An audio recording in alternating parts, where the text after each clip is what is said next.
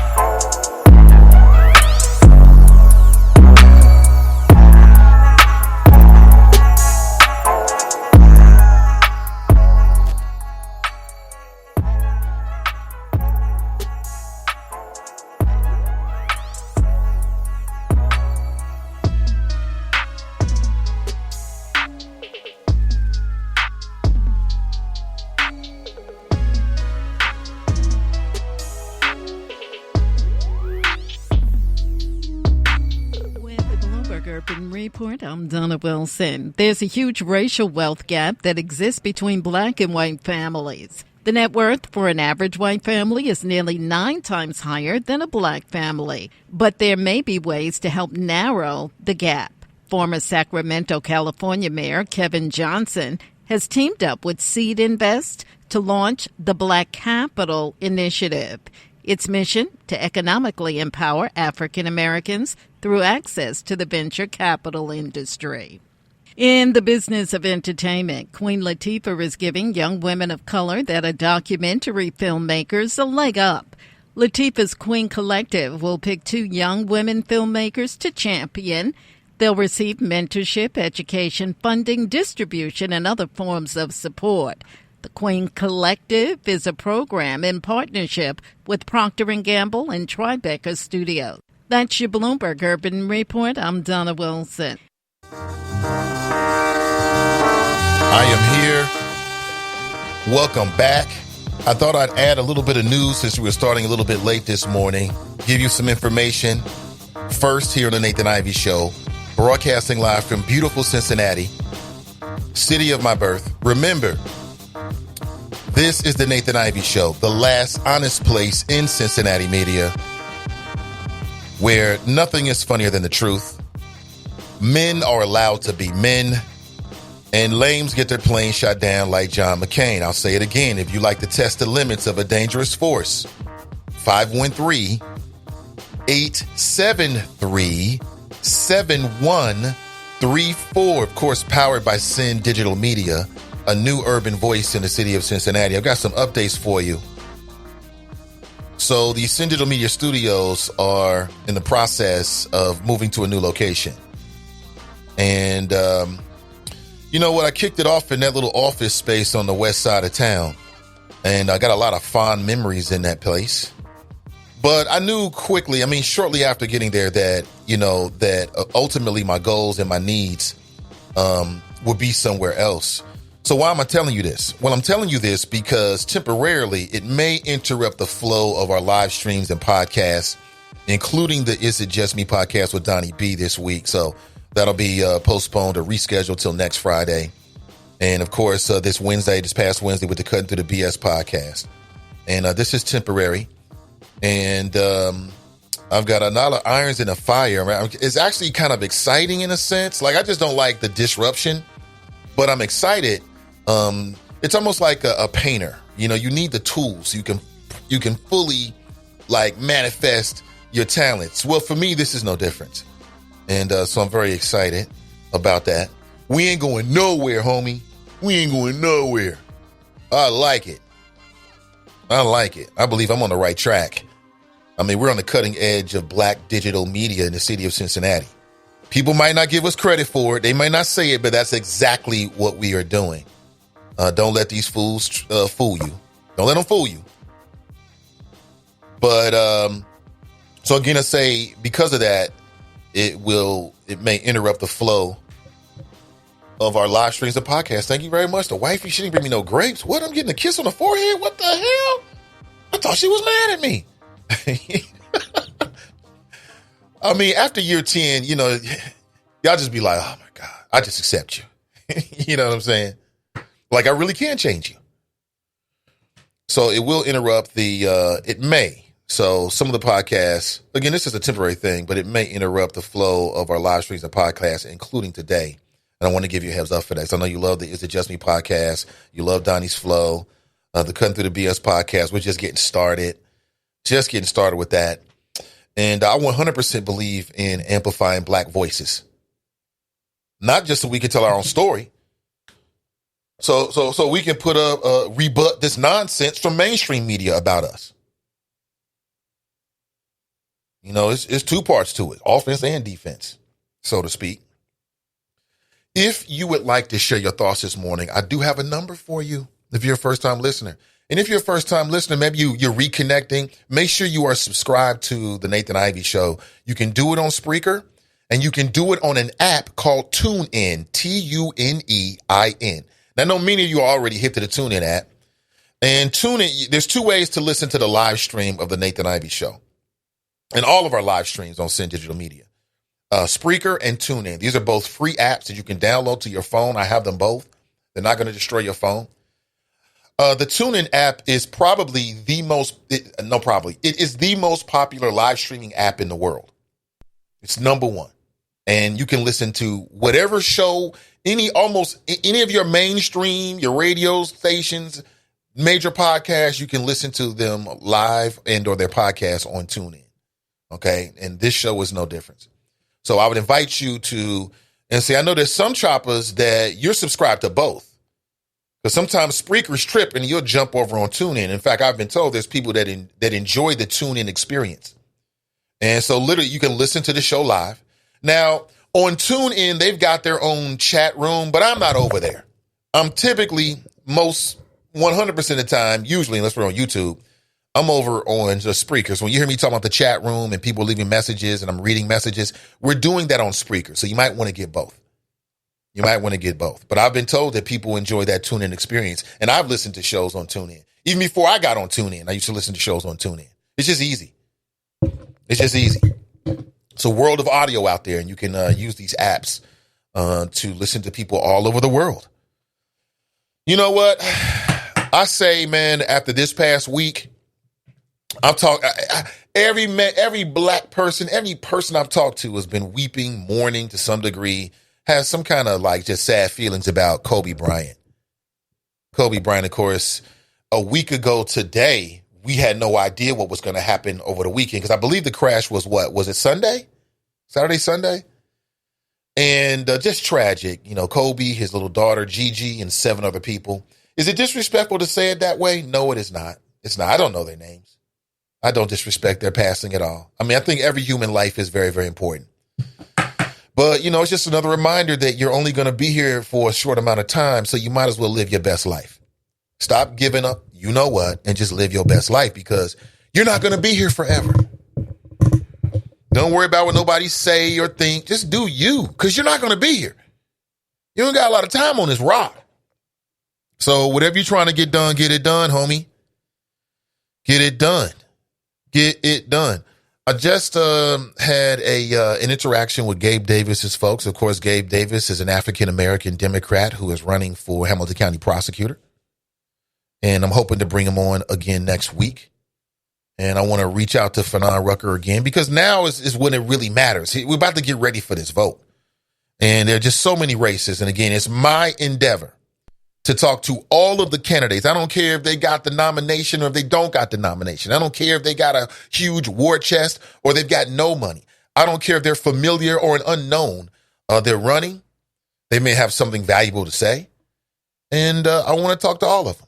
So get your questions ready. I'm open, as always, to your questions. You might have insight I don't have, and I don't want to miss anything. All right? Also, consider becoming a patron. You can go to Patreon.com/The Nathan Ivey Show.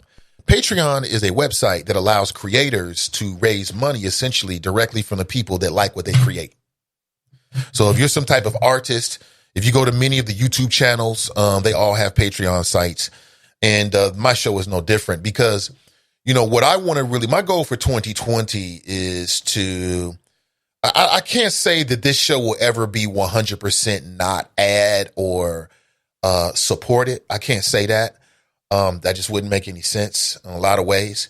But what I will say is I really want to increase the financial support that I get directly from my listeners, from you, because that's the relationship that matters the most to me, right? You know what I'm saying? You will continue to hear, ads. You'll continue to hear sponsors.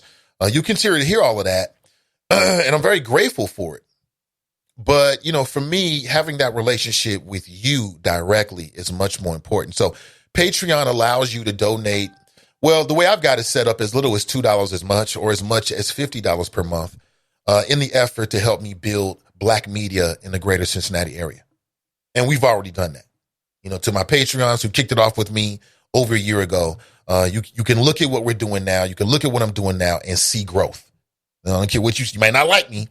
You might not like the flows. You might disagree with me, but you cannot say you don't see growth, because there's so much talent. There's so much talent in the greater Cincinnati area.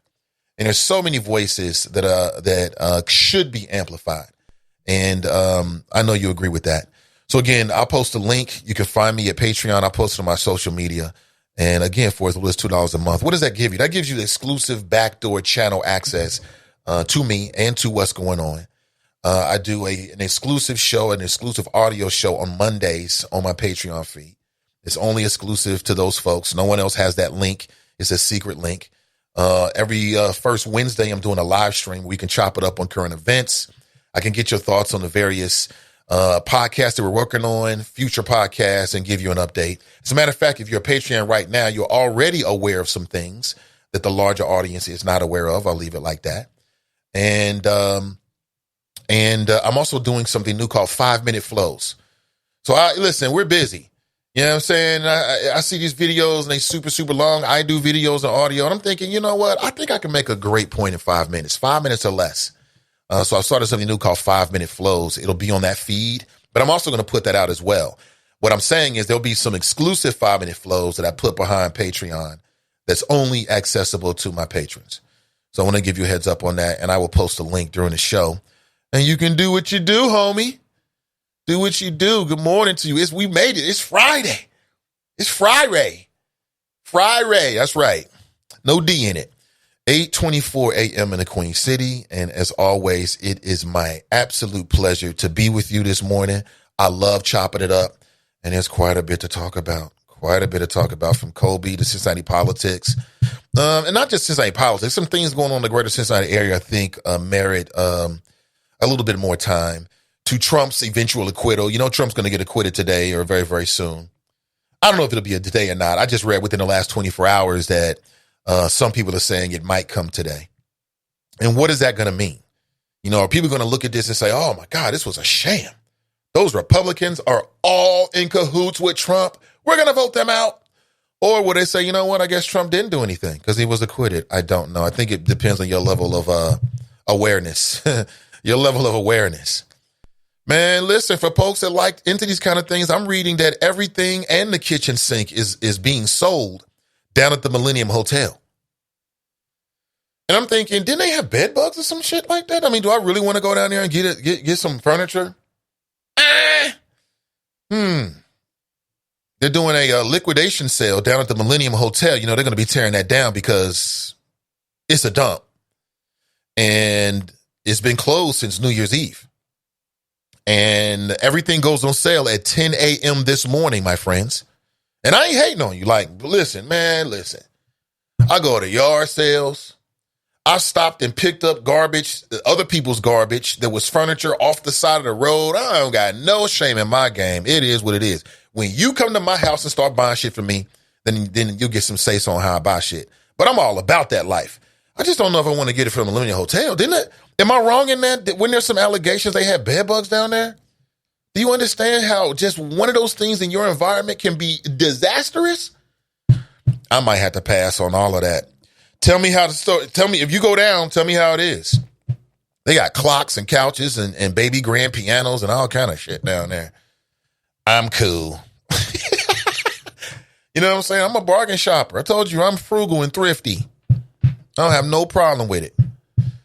But I think I'm cool on that. I think I'm cool on that. You know what I'm saying?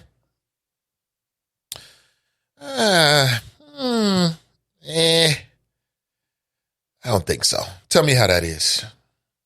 Listen, I want to say thoughts and prayers out to the Richardson family. I know that they recently lost someone very close to them. Rob Richardson Sr. Lost his daughter. I think Rob Richardson Jr. lost his sister. If I'm wrong in that, please set me straight. Don't know the details. I just saw it on Facebook. I did not know her. I knew of her, maybe talked to her a few times here or there, just at different events. Very tragic and sad occurrences. Very tragic. But again, life is part of death.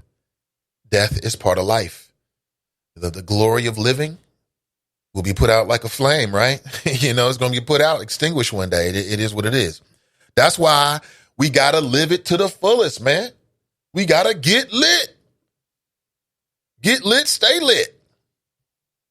I don't know what I'm saying. Maybe you do. I don't know.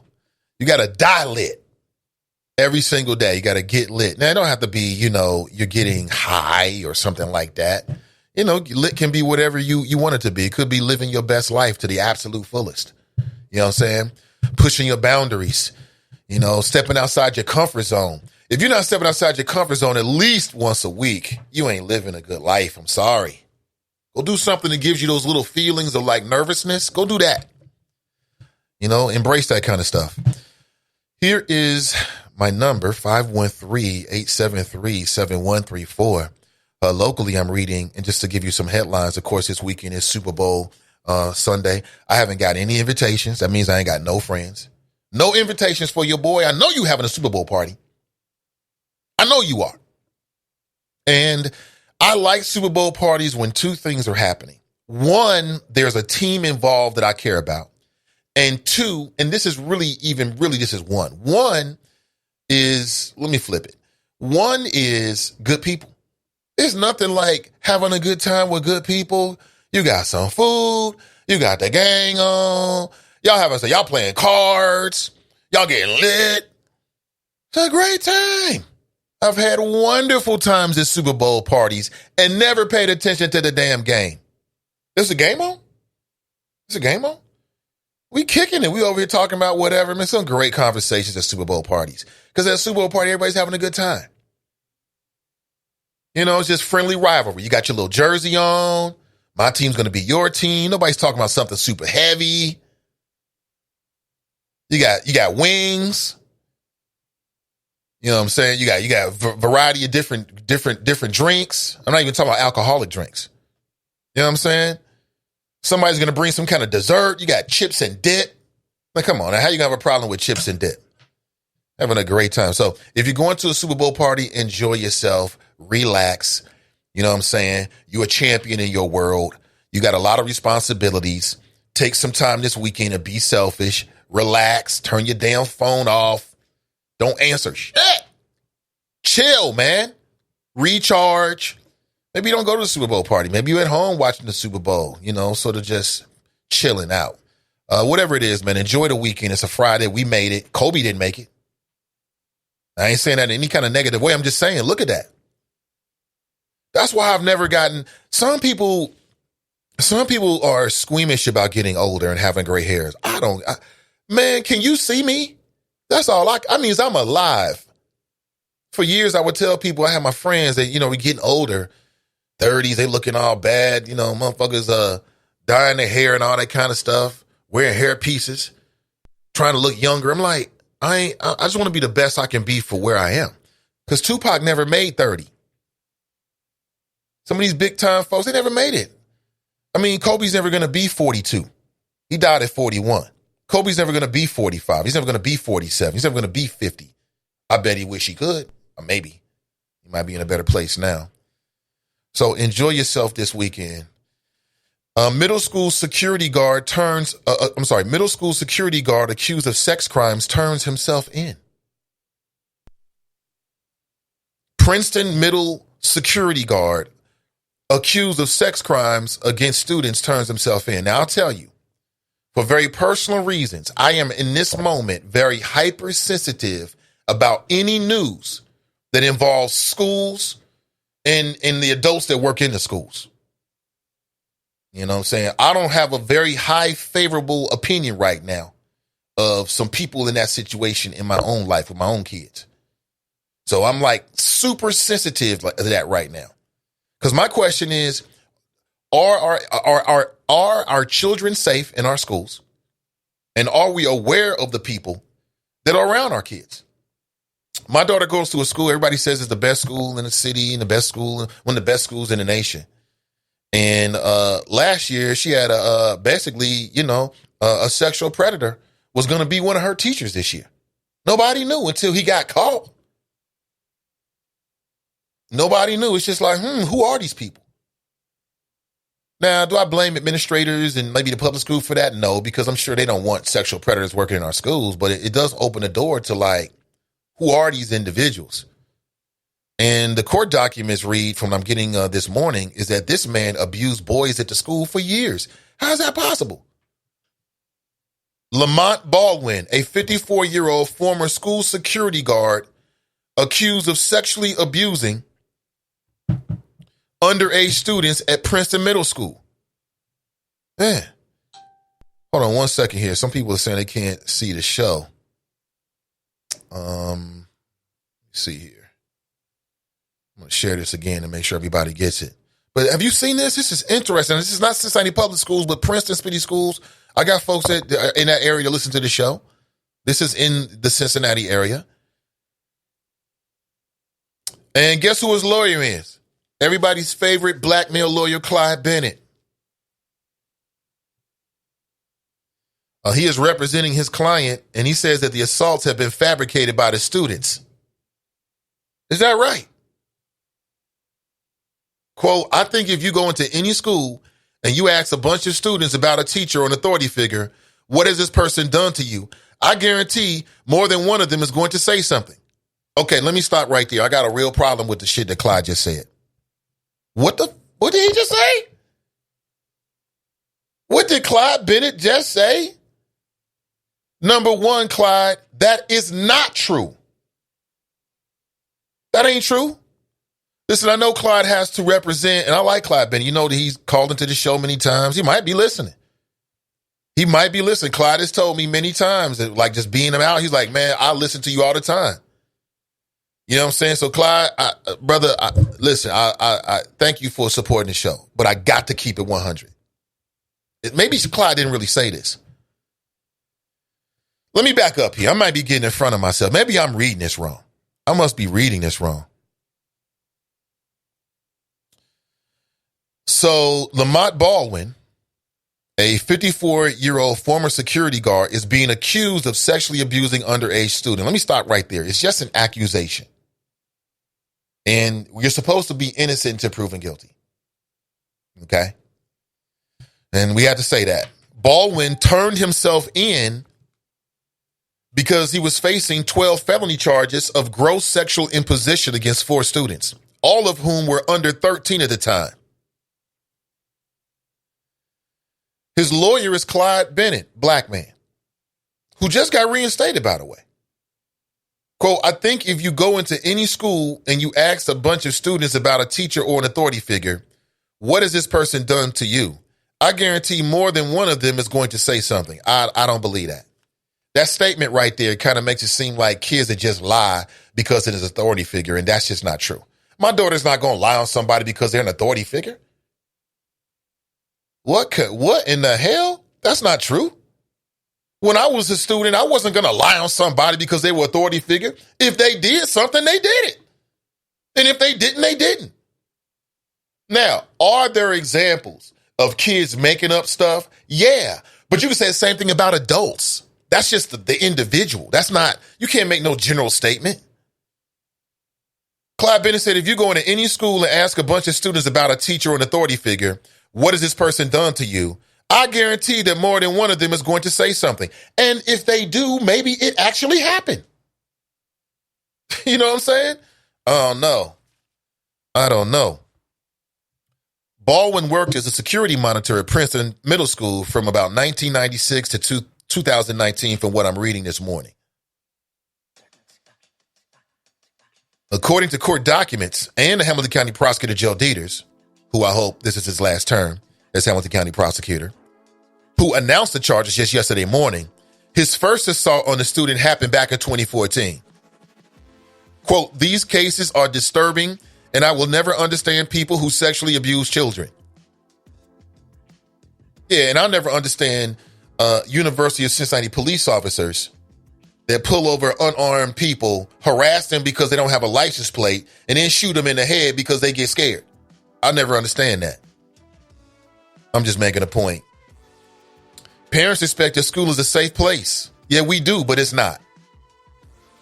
School is not safe. And the reason it's not safe has very little to do with the students. It's the adults. You know, some of these adults are in charge of our children and they ain't being responsible at all. And there are black people. We do all this clamoring because we want black teachers and black administrators, but some of these mofos are the number one problems. It's amazing. Don't get me started this morning. Don't get me started. Bennett additionally characterized Baldwin's contact with the students as horseplay. Uh-oh, that's a problem. That's a problem. Because you don't horseplay with kids. I work with kids for nearly 6 years, 5.5 years. I don't horseplay with kids. I'm not a kid. We're not friends. I'm Mr. Nathan. I'm here to do a job. I'm here to keep you safe. You know what I'm saying? Horseplaying with kids always ends badly. You know what I'm saying? Because things can get misinterpreted, and then sometimes horseplay can be used to cover up some other stuff that people are trying to do. If you're in a position where you're supposed to be an adult in a kid environment, you should never be horseplaying with kids.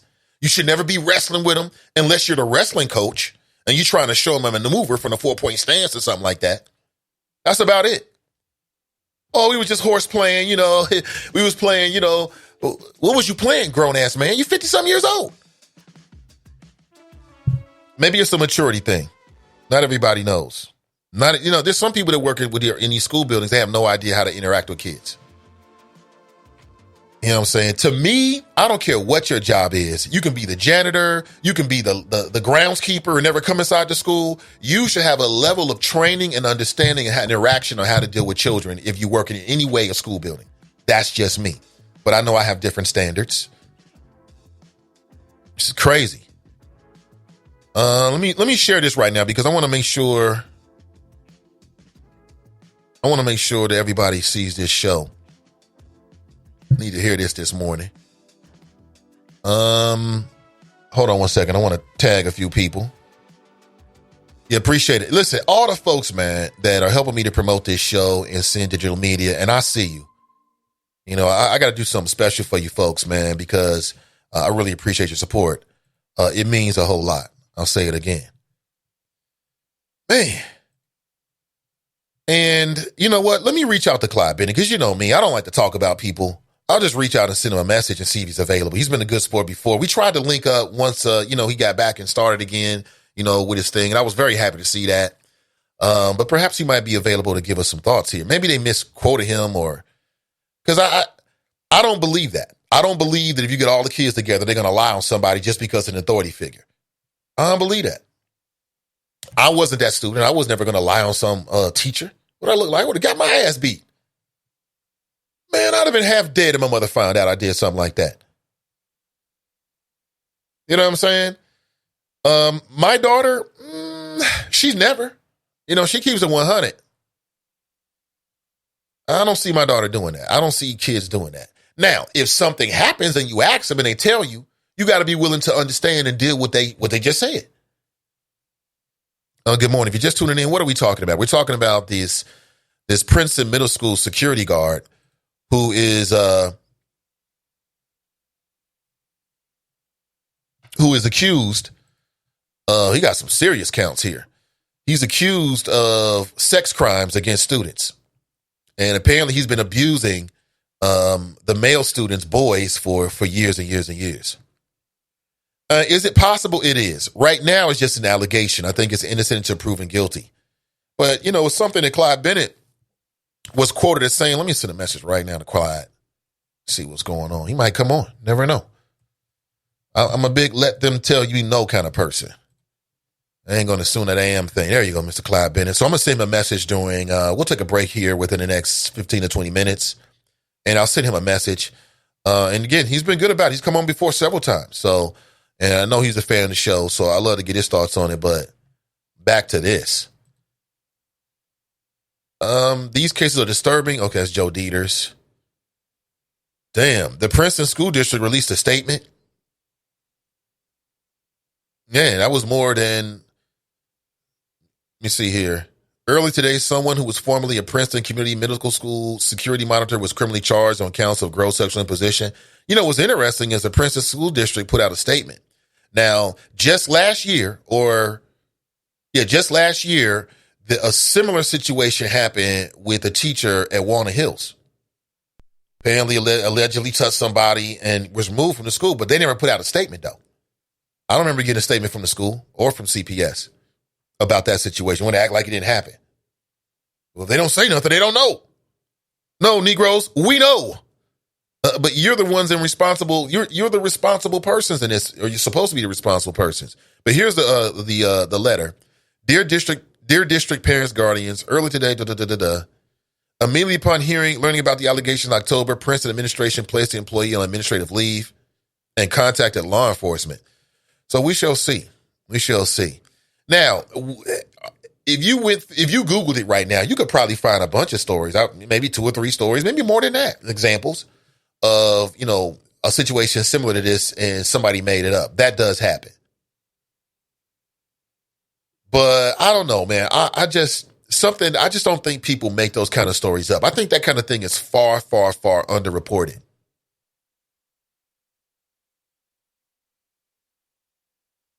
Because who wants to admit they're a victim? Nobody. That's how these rapists and these predators get away with it. Because people don't come forward. Nobody wants to, it's embarrassing. I can imagine that, although they shouldn't be. Again, in America, who wants to, how many young boys have been abused, never say anything because they're embarrassed? Scared people might call them a homosexual, or I think sometimes people blame themselves. Like, damn, I did go to the house. I did go into his office, and somebody think that opens the door to whatever else happened. I mean, it's really, really scary. And then as a parent, my wife and I were just having this conversation, and it might have been it wasn't about this because we're early in the week. We were just having this conversation. Like, we just hope that our children, if something happens, tells us. And, kids sometimes don't want to tell their parents because what their parents might do.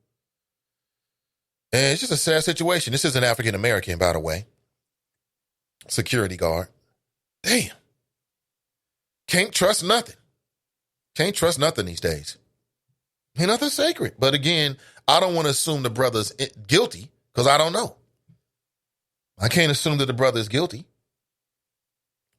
Not in this country. Anything could happen. But I read here, he said something about horseplay. And I'm like, who out here horse playing with kids? And if you're the security guard, you don't got no time for no horseplay. Yeah, that's what I said. That's what Clyde is a quote attributed to him. Quote, he's disturbed because he's an innocent man. Baldwin could face up to 50 years behind bars if convicted. Here's a quote from Clyde Bennett. He's struggling with the fact that he's been accused of this. Bennett additionally characterized Baldwin's contact with students as horseplay. Okay. And then he questioned the student's decision to come forward 5 years after the incidents and described Baldwin as a law-abiding, productive citizen. Yeah, well, so was Dexter. Dexter was a law-abiding, productive citizen. Let me see here. There's a couple things that stick out to me. Again, I think that you should be innocent until proven guilty, but just something that sticks out to me is the whole horseplay. So horseplay sounds like that's an admission that there was some type of improper contact, physical contact. I actually, and you may believe this or not, or you may think, oh, I'm going too far, but I actually instruct my daughter not to horseplay. I've told her, don't horseplay. Don't play fight. We only real fight. Don't, I'm grabbing your shirt. Don't do any of that. Because I've been on this rock 40 years. To me, that opens the door to problems every single time. I don't play fight at all. I don't even play fight my brothers. I stopped doing that as a young age because it always went bad. My wife and I don't pillow fight. We had a pillow fight once, and it was the last time because it went bad. And here you are, 50 years old, horse playing with kids. It opens the door for allegations. And again, what adult wants to horseplay with a kid in a school environment? But let me go to the phones here. Let's welcome in our first phone call this morning. Tracy, welcome to the show. Hey, Nathan. Hey. Did you read the whole story? They keep harping on horseplay because he was also the wrestling coach.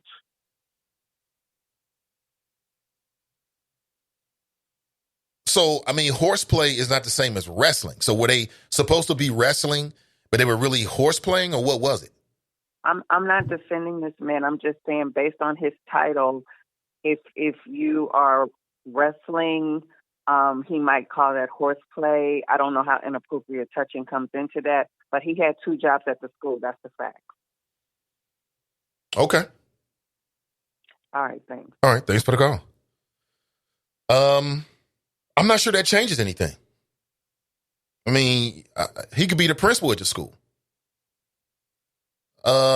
If you're the coach, and I said that earlier, I said, listen, if you're the wrestling coach and you're trying to teach them a move, then that's a reason why you would put your hands on a student. If you're like the basketball coach and, you're trying to teach the team how to box out, then the basketball coach would try to use you as a prop, right? He'll use it as an example. I've been there. I've seen it. There's going to be some touching.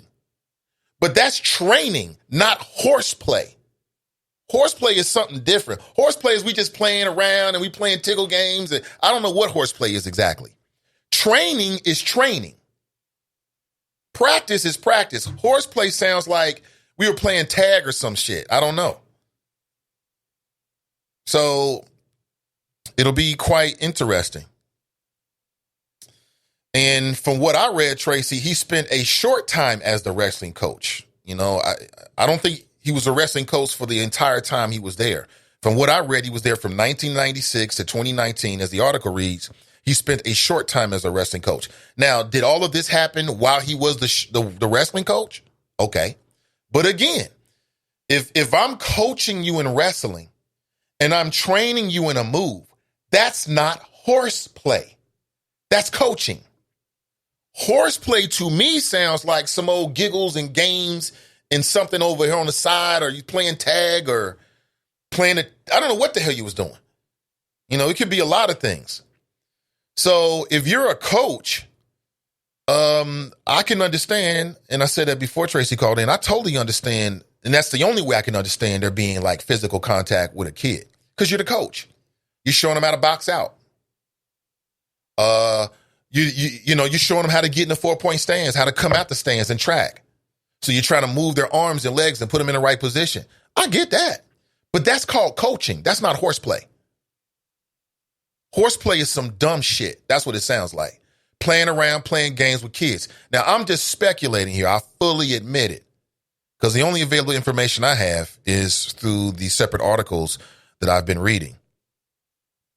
So, yeah, he was a wrestling coach for a short time. Now, how short was that time? Was it from 1996 to 2018? Because that's not a short time. Or was it a year or two here or there? I don't know. This particular article doesn't really delineate it. But that's how, am I wrong in that? Like, that's, coaching is coaching. Horseplay is games.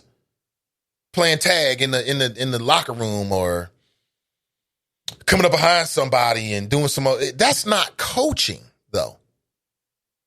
You know what I'm saying? My daughter is going through track right now. She wants to run track. Okay, great. You can run track.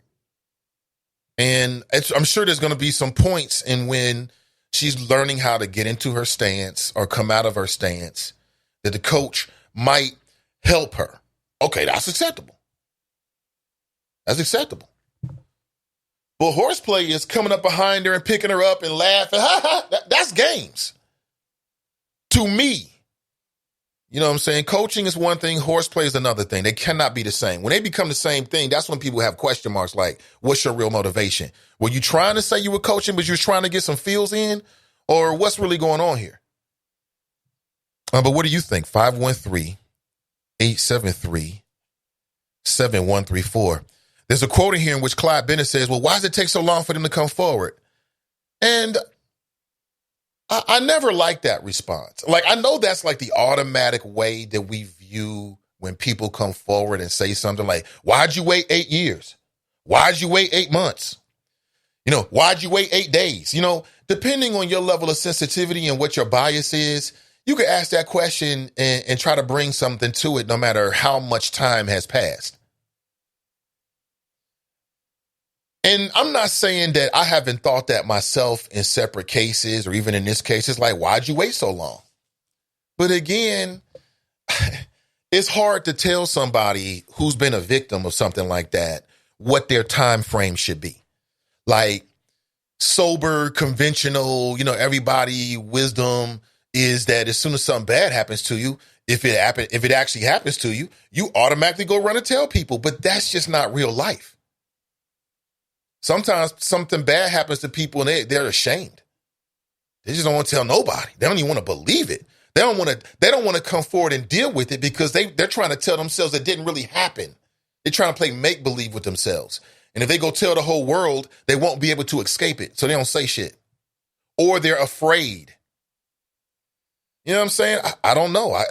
People say the same. Every time there's a victim and there's some time that elapsed between what happened and whatever, and they come forward or it comes out, people say, why you wait so long? Because the human mind reacts differently to trauma. That's why. There's a lot of people or some people, some happen, they're going to get up right then and immediately go straight to the authorities. There's some people that's going to go home and take a shower first. We know for a fact there's been many rape victims, they've been traumatized. They go home and take a shower. They want to get that off of them. I understand that. So I'm less convinced by the whole, it's been an amount of time. You know, maybe not. Maybe not. Again, that's why there's so many victims that don't come forward, because we start saying stuff like, well, why'd you wait so long? Well, I took so long because I was traumatized by it, and it took me a while to get to the point where I wanted to tell the world and deal with it. Real simple. You know what I'm saying? That's real simple. That's an easy one. And again, Clyde Bennett's the lawyer. He's got the expertise. He's been in front of the courtroom for years and years and years. He knows what he's doing. And I'm just talking about his quotes. These quotes here to me, I'm like, wait a minute. So I'm not saying it's true or not. I don't know. I'm just saying that it just makes me wonder. I mean, how safe are your children? How safe is my child? I got a young boy who is going into the CPS system later this year in November. I have 2 of them in CPS. So I'm going to be doubly invested. These are questions we got to ask ourselves. Reading more from the article here. According to the news release, the allegations were brought to the attention of the administration back in October of 2019, so several months ago. He was placed on administrative leave. The Princeton School Board voted on November 18, 2019 to terminate his contract with the school. Now, again, he hasn't been convicted of anything. And he's already had his contract terminated. Is that par for the course? Is this just the process? I mean, what if he's exonerated through the courts? Does he get his job back?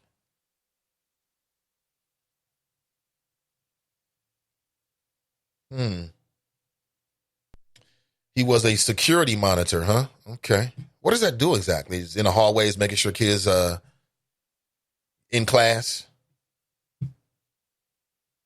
What are they doing exactly? But again, that's something that I'd like to get your thoughts on. 513-873-7134. Almost at the top of the hour in about 4 minutes. And I do plan on taking a break. So let me get the choppers in. Before we do, let me greet the choppers. Starting with Tracy. We just heard from Tracy. It was great to hear from her. Good morning to you, Tracy. Good to see you. She writes hi. Brian writes morning. Good morning to you, Brian. Brenda writes happy Friday. Happy Friday to you, Brenda. Fame writes, good morning, alt middle. Is that force of nature you try to resist that desperately needed?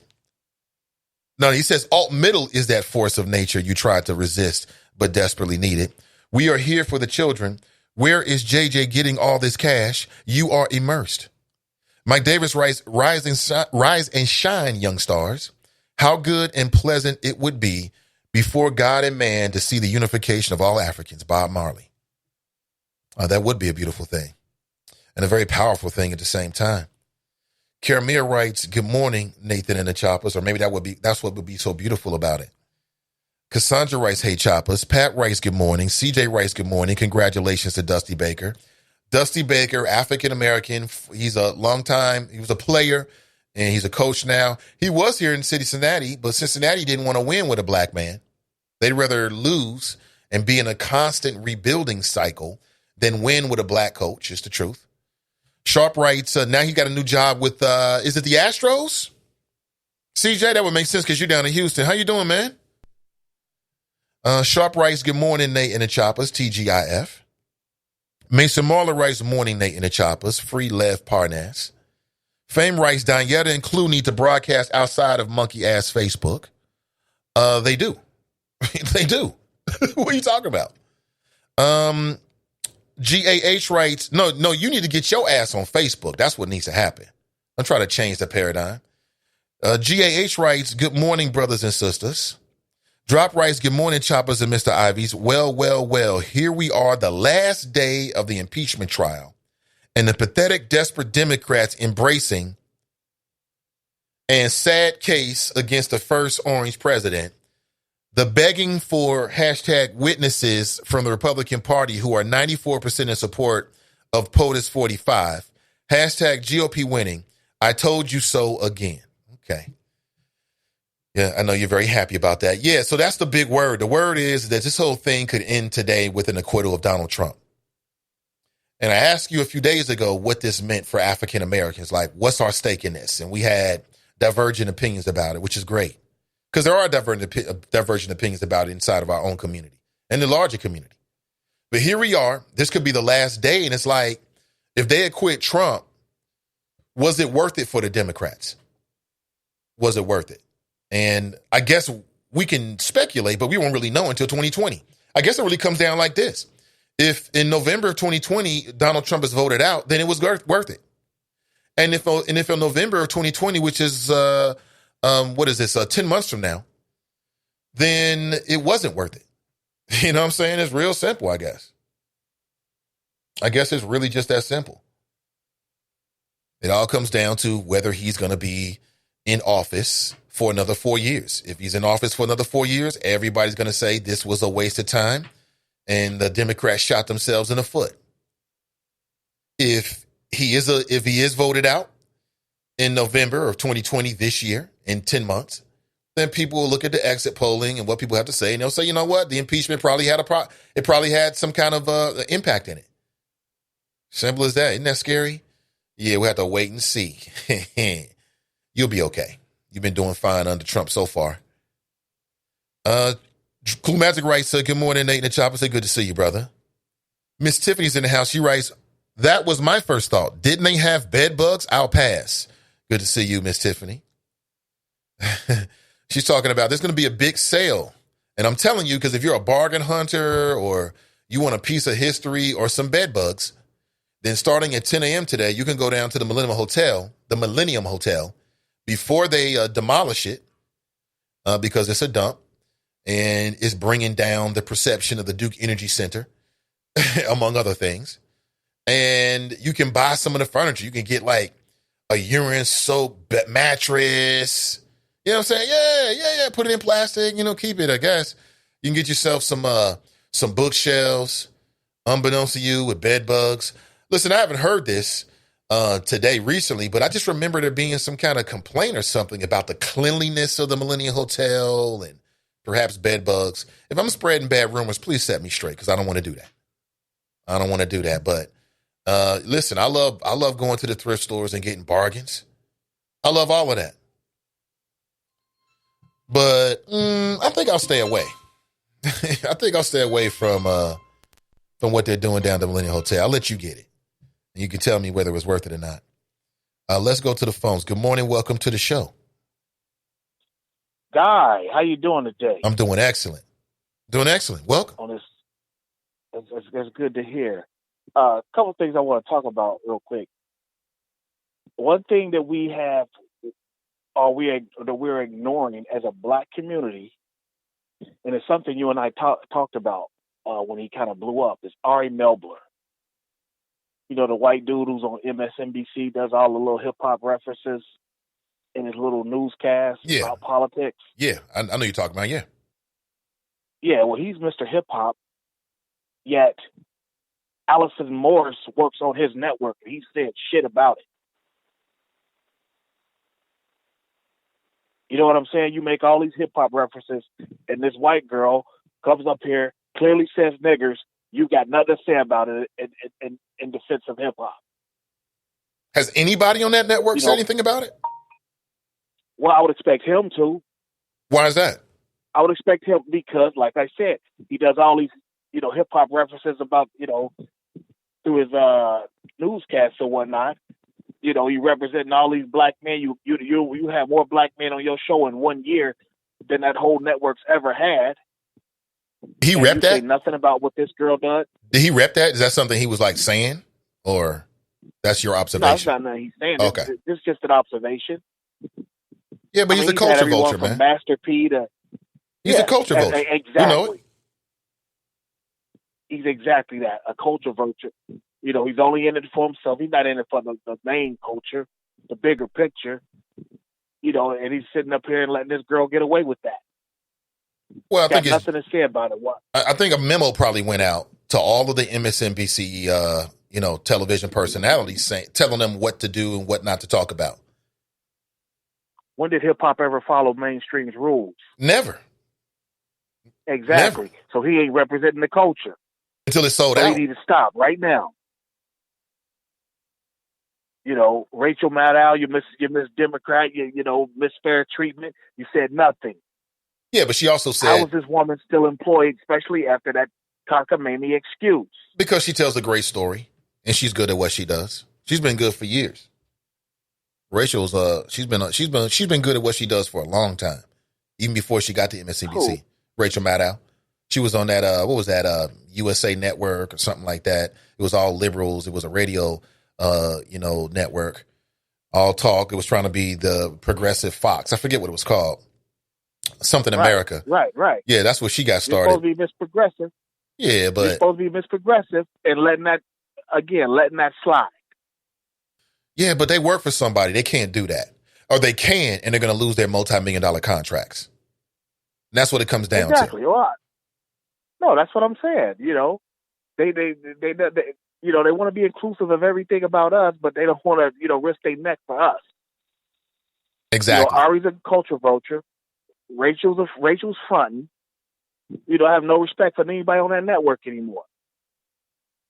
What about You know, then the you dark got skinned sister on the weekends? I forget her name. I haven't been watching MSNBC, man. Once I Joy Ann Reid. Joy Reid, yeah, I've been a bit disconnected from what they have to offer. Well, she hasn't been on since that happened that I've seen. It just happened on Sunday. She doesn't come on to the weekends. Okay, right. So we don't know what she's going to say. Exactly. And if she But doesn't say anything, for, see, to me, she really has to say something because she's a sister. oh yeah, yeah. And Tariq Nasheed's exactly right. You know, calling what do you call him, Mark Lamoist Hill. You know, out here bojangling for a job. Wait a minute. What is Mark Lamont Hill saying? For that woman. Wait a minute. So Mark Lamont Hill's not over at BET doing Black Coffee anymore? I don't know, but I know he was caping for Allison Morris. What did he say? He understood or something like that? I heard the tape. She's right. She just made a mistake. She didn't say that. Oh, something bullshit. Like that. She did say it. That's BS, man. I mean, yeah. The brother might be trying to get a job. I think he's good on TV. I like to see him get a job again. I thought he was doing the whole Black Coffee in the morning. He had his like a morning show, him and a couple other people. I thought it was good. They had some good conversations. I mean, BET's kind of catering to ever since Sita, the video DJ, ever since she went off the air, BET's been kind of catering to a bourgeois audience. You know, but and speaking of this coach, this guy at Princeton, it's funny how we keep talking about how unfair the justice system is in America, more specifically Hamilton County, Ohio. But if you you read the comments of the choppers, they've already convicted him. And it's like, well, damn, you know, if a brother can't get a fair shake with his own people, how you expect him to get a fair shake down there? You know, these are 5th and 6th grade boys that are reported him. You know, we don't know what happened. You know, don't get it twisted. I don't know the guy. I don't know anybody involved. Well, I do know an administrator out there. I take that back. I do know an administrator out at Princeton. But, yeah, we don't know what happened there. I mean, let's hear him out. Let's see what he has to say. You're right. Let's not, you know, you shouldn't be horseplaying. So that was a bad choice of words, whoever used that. Should be horseplaying with children, but let's give the guy, you know, y'all have already convicted him. Well, I think that's kind of, I'm sorry? I haven't convicted him. I hope I didn't come across like that. You know, because, oh, no. You know, I was trying to be fair and say, look, you know, the guy is innocent. It's just an allegation, and just kind of picking apart some of the state. I mean, the whole horseplay thing. I mean, am I wrong in that? I read horseplay as some dumb shit. That's different from coaching. Like right. Well, I can tell you right now, wrestling involves a lot of, well, put it like this. When I was trained at the Inquirer to write high school sports, the longtime high school sports writer, Dave Shuddy, he called wrestling, quote unquote, nut grabbing. Okay? That's not an accident. You know, there's a lot of goofy touching in wrestling. You know, especially when you take somebody down from behind, you know, you lock their hips, it looks like you're trying to mount them. Have you ever wrestled before? You know, say what? Did you ever wrestle in high school, middle school, anything like that? I wrestled for about 2 weeks. I was just too tired after football to carry on with it. I wrestled for a year, and I don't remember all of that. I mean, it's a tough sport because, I mean, you know, you talk about being tired. That's a different level of tired. You know, when you're going physical like that with another person that's at your same sort of physicality. I mean, I don't remember none of that. Nobody touched me. I never. What? I mean, the whole. I think that what he said was. I wonder if that was a projection more than an observation. The dude you said from the Inquirer, because I never looked at. I don't look at wrestling like that. Like I don't see nut grabbing. Obviously, you never published it, but like some of the takedowns and the positions that you end up on the mat, you know, it ain't uncommon for your nuts to scrape somebody's head. Yeah. Again, man, I never looked at and their forearm to go across your nuts. Just a lot of awkward touching. I guess. I guess you can look at that. It I never looked at it that way. to you because you were used to doing it. I mean, it's not awkward to me now. Like when I'm watching, I don't really watch wrestling like that, but when I've watched it, let's say you say MMA. Sometimes they wrestle. I'm not thinking, oh, they rubbing against each other. I don't even look at it that way. I never even thought to look at it that way. You're a wrestling guy. I'm not really a wrestling guy. I just don't look at it. I see two men wrestling. I don't see two men rubbing against each other. That guy, whoever said that, needs to be checked. Need to check his record. I think he was projecting. You saw the fireman's carry. You didn't see the nuts on his back of his neck. I think it's all about what you're looking for. You're looking at it from a different perspective. Yeah, I think it's all about what you're looking for. What's that guy's name? We need to document him and track his record. Who? With the guy from the Inquirer. Oh, he's retired now. That's just what he called it jokingly. Between us. He never published it. Yeah, but what you joke about say a lot about you, though.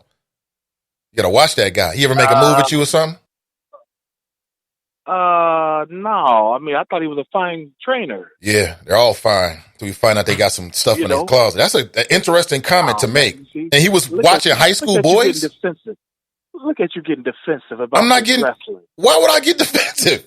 I don't have a dog in this. I'm just saying that's an odd thing for a reporter who is watching high school boys wrestle to even have in his head.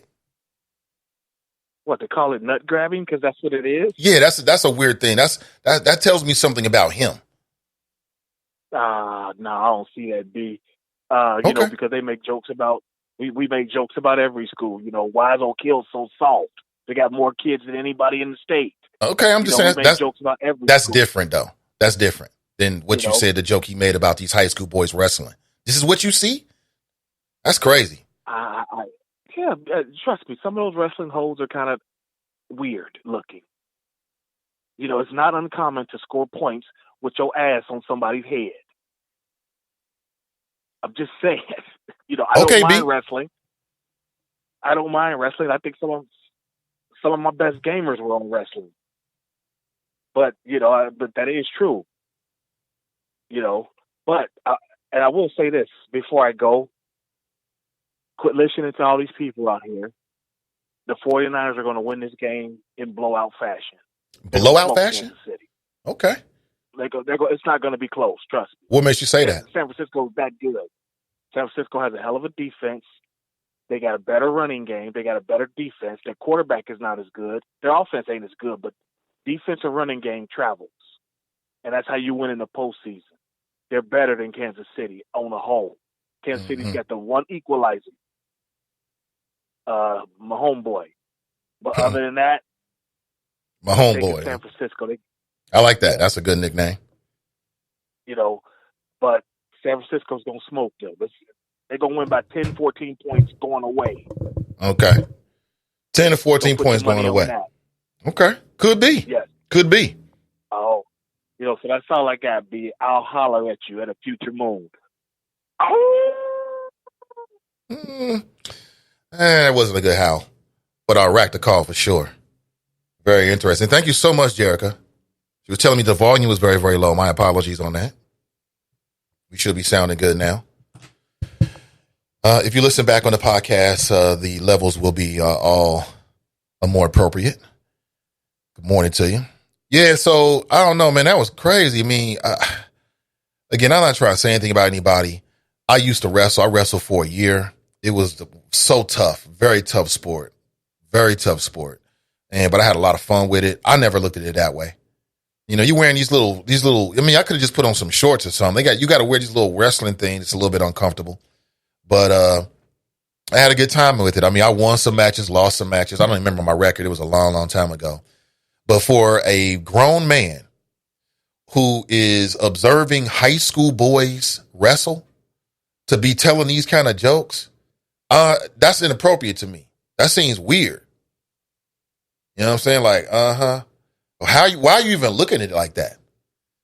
I don't see that when I see high school boys wrestle. I don't watch a lot of high school boy wrestling. I'm not really a wrestling. That's not really my thing. I do like the MMA, and sometimes they wrestle. But, you know, that seems odd. Yeah, And Fame thinks that's perfectly okay. Okay, well, we can have a different opinion on that. Thank you so much, Jarek. I appreciate you. Thank you. Because I am not perfect. Okay, I just sent Clyde Bennett a message. Let's see if he's available to come on and talk about the case a little bit and, his comments, and we can chop it up a little bit. And he's a good sport and a very intelligent man. And perhaps he's got some time. That'll be interesting. So Mark Lamont Hill was making excuses for this woman that used the N-word talking about the death of Kobe Bryant. Like, again, why is the N-word even in your head and you're talking about the death of Kobe Bryant? Just saying. I'm just saying. I thought Mark Lamont Hill, as I said several times he's still doing Black Coffee. Host of BET News and Black Coffee. I'm on his Instagram right now. Yeah, it's a good show. They chop it up in the morning just as we do. Talk to celebrities and talk about what's going on. It's interesting. I got a chance to meet Mark Lamont Hill just in passing once. He gave me a picture, and I think I posted it. Yeah, smart brother. I used to like his commentary on CNN. He used to get with him. And I just love the fact that there was a young brother getting with him, with intelligence and with the facts. It was great. It was great. And then he made a comment about the Palestinians, the plight of the Palestinians, and they dropped his ass.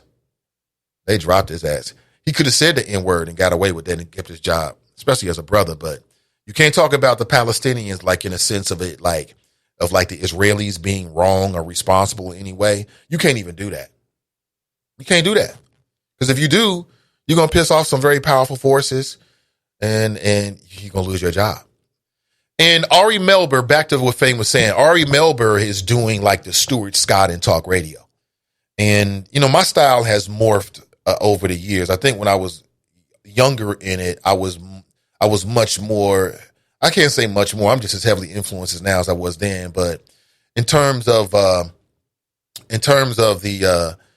sort of the nomenclature of the show, the words that I use, perhaps it was a bit more heavily influenced back in the day. I used to have conversations with Jerry Tolliver, and she could never understand it. She wanted me to speak more plainly, which I understand. But what I was trying to tell her is that it's a whole new way of having conversations in terms of these public spaces. Man, it was some good times. Very interesting. So Ari Melber, he'll come back from break and he'll do a lot of hip hop references. He'll bring a lot of hip hop guests on. Clearly, he's a fan of the culture. Nothing wrong with that. But if he's doing that, that doesn't mean that he's going to call out one of his hosts and say, you know what? I know what you really said.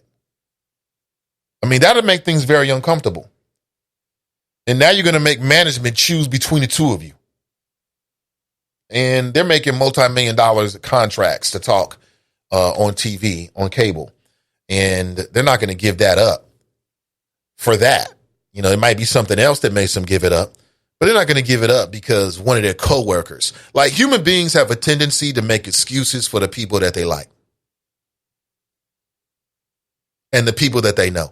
That's part of the reason why when we criticize the police and why they don't talk, because they know each other. They're on the same team. You know what I'm saying? I'm the same way. I'm very favorable to the people that's on my team. The people that I work with. I'm very favorable to the people that rock with me. Okay. I reciprocate. You know what I'm saying? I think that's how most people are. And so that's what they're going to do with MSNBC. They're going to what's her name? Allison. Oh, Allison. Slip of the tongue. They're going to pull it to the side. Hopefully there's one real MC that'll pull it to the side and say, look her in the eyes and say, look, check yourself before you wreck yourself, right? In so many words. I know the real, but you're going to keep your job. Let's just make sure the shit don't happen again. That's what management's probably told her. Hopefully they didn't kill her behind closed doors and say, you know what? I made the same mistake yesterday. I feel so terrible about it, but luckily I was just in my office talking to my secretary. You know what I'm saying? Hopefully it wasn't like that. Hopefully they pulled it aside look, it's a little ambiguous here. You got enough ambiguity to get by on this one, Allison. But don't let this happen. No, right? That's what you hope happened, but she's not going to get fired. There's just enough ambiguity. And then the N-word is so prolific. I think she should be sat down personally if it was me. Because you don't come in here lying. Just keep it real. I'd have more respect if you just told me the truth. You know what I'm saying? Just told me you know what? My stepbrother was at the house. He's staying with us now. He's a flaming racist. I hear the N-word all the time. It must have gotten to my subconscious. I mean, tell me some shit like that. Tell me, like, you know what? In my part-time, I do a KKK podcast, and we just taped yesterday, and we've got this running joke about the Los Angeles niggers, and it just slipped out. You know, tell me the truth.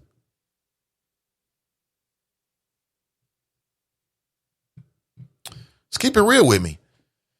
Oh, man. So I got new contacts in, but they're not my normal prescription, okay? So I'm in flux right now.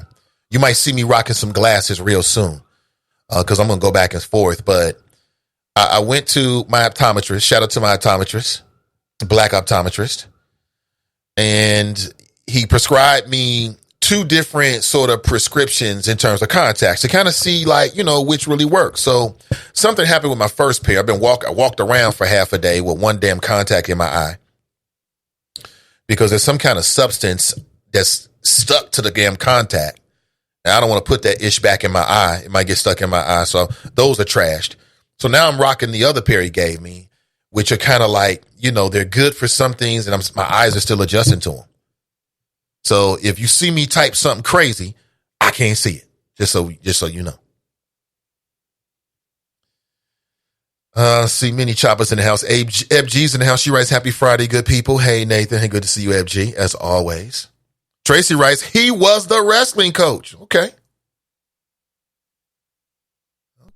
we got it. Clue Magic writes, "Sandusky's actions were even horseplay too.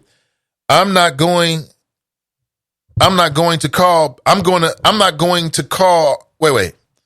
He writes, "I call bullshit on Lamont Baldwin, calling a horseplay while he is copping feels," shaking my head. Pat writes, "He was the wrestling coach, Nate." I gather that. He was the wrestling coach for a short time. I gather that. But again, to me, there's a difference between receiving training and coaching and horseplay. They are not the same. You don't send your kids to whatever camp so the coaches can horseplay with them. You send them so they can coach them. Even in wrestling, there's a difference between horseplay and wrestling and training. Horseplay is, you know, you and a couple teammates just messing around, not really doing takedowns, just doing different grapples while you standing. That's not even horseplay. I mean, that's practice. So when I hear the term horseplay, that sounds like grown folks acting like kids, which is at an all-time fucking high. It's at an all-time high. That sounds like a grown person in a position of responsibility playing games like they're 14. You're not 14. You don't have to act like you're 14 to coach a 14-year-old. What coach out here is acting like the same age of the people that they're coaching? They're not on the same level. If I was a coach, I'm acting like a grown-ass man. I am an adult to you. I'm not your peer. I'm not here to tell you jokes and be friends with you. I'm here to coach you. I'm here to be responsible for you. I'm here to keep you safe. That's my job. I'm not here to come up behind you and grab you from the bottom and see if you can get out of a chokehold when you didn't know and we laugh. What the hell? So I get it, y'all. He was the coach for a short time. You know what I'm saying? Is horseplay a way to play games so you can cop some feels? Because I say yes. You open the door. That's what happens. There is no adult in their right mind that works in a school building. I don't care what you do. You can be the coach of whatever club, and they're horse playing with the students.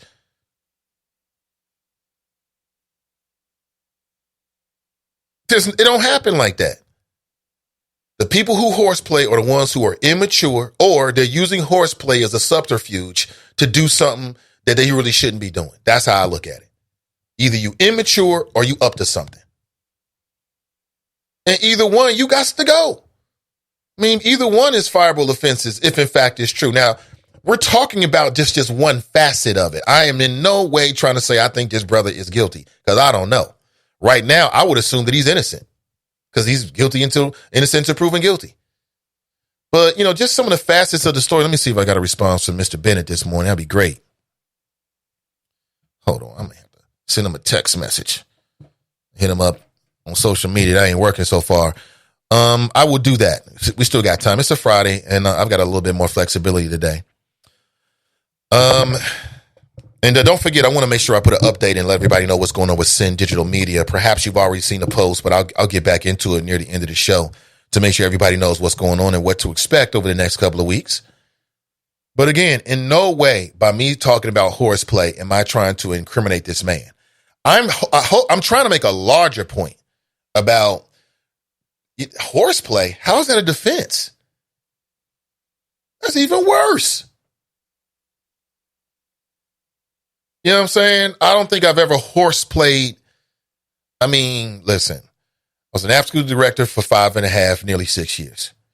I played a lot of games with kids. I played every game with the kids. I did art and we danced. We did karate. I was a willing, active participant as a leader, right? Dodgeball, you name it. I never horseplayed with any children.